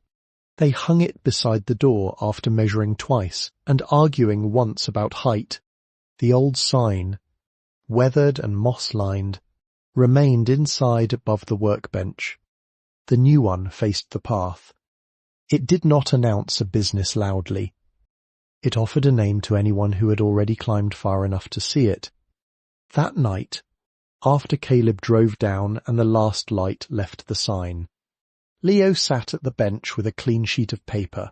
He had postponed this longer than the cellar, longer than the craft, longer even than the key. Writing to an unknown person required a different courage from repairing a roof. A roof gave back proof. A chimney drew or did not. A letter had to trust time with its meaning. The first words were not his, but they were now his to carry. My dear one, whoever you are. He wrote them slowly. Then he stopped. The stove settled. The fox-head stick rested on its brackets above the bench. Elspeth's letter lay wrapped in cloth inside the manual. Lillian's note lay beside it. The account book waited open, its pages filled with items that, taken alone, seemed too plain to become a life. Nails, lime, putty, beans, credit paid, coins removed, names.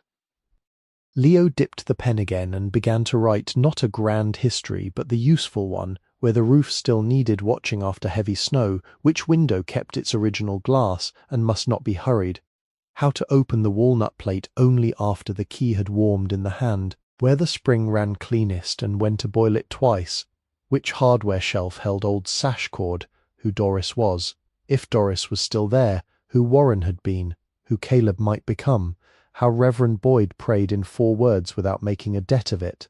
He wrote that the cash was not permission to stop working. He wrote that money could be shelter or sickness depending on the hand that opened it. He wrote that a person arriving with little might be tempted to spend quickly, not from greed, but from terror that safety would disappear if not seized all at once. He wrote that he understood this terror. He wrote that waiting could be a tool too. Near midnight, he stood, stretched his stiff leg, and opened the door. The new sign moved slightly in the dark. Beyond it the walnut stood with the horseshoe still held in its trunk and the brass plate hidden again behind bark, fitted carefully into place. The spring ran under stars. The mountains kept their black shoulders around the hollow. No one in town could see the candle in the workroom window from here. No public recognition came up the road. No one arrived to apologize. No old enemy stepped out of the trees. The story had not bent itself toward spectacle. It had bent toward continuance. Leo returned to the bench and read the first line of his letter once more. Then, because some sentences must be earned by being repeated across years, he wrote near the end, "The house is not empty. It has been waiting. You're welcome here." He sanded the wet ink after it dried enough to take it, folded the page, and placed it in a plain envelope without sealing it. Not yet. He was still writing. There would be more winters to record, more repairs, more mistakes, more small mercies that deserved names. Before sleeping he took the original $2 receipt from the account book and looked at it under lamplight. The paper had softened at the folds. Mrs. Kettle's blue ink remained clear. He wondered whether the fern paperweight still held that first bill apart from the county drawer, or whether time had returned it to ordinary circulation. He did not ask. Some kindnesses lose shape if handled too often. In the county clerk's office, under the pressed fern,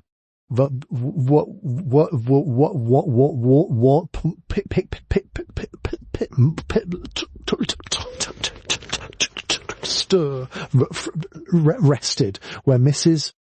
Kettle had placed it. She had retired by then, But the new clerk kept the paperweight because the old one had asked her to. The bill beneath it had no note, no label, no official purpose.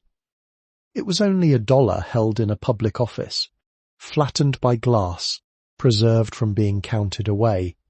Sometimes, when winter light crossed the counter, the fern shadow fell over Washington's face, and the bill looked almost green again, above Livermore. In Grafton County, the hut waited under pine and walnut, with smoke rising clean and a carved sign by the door. A walking-stick carver's hut waits. It has always waited,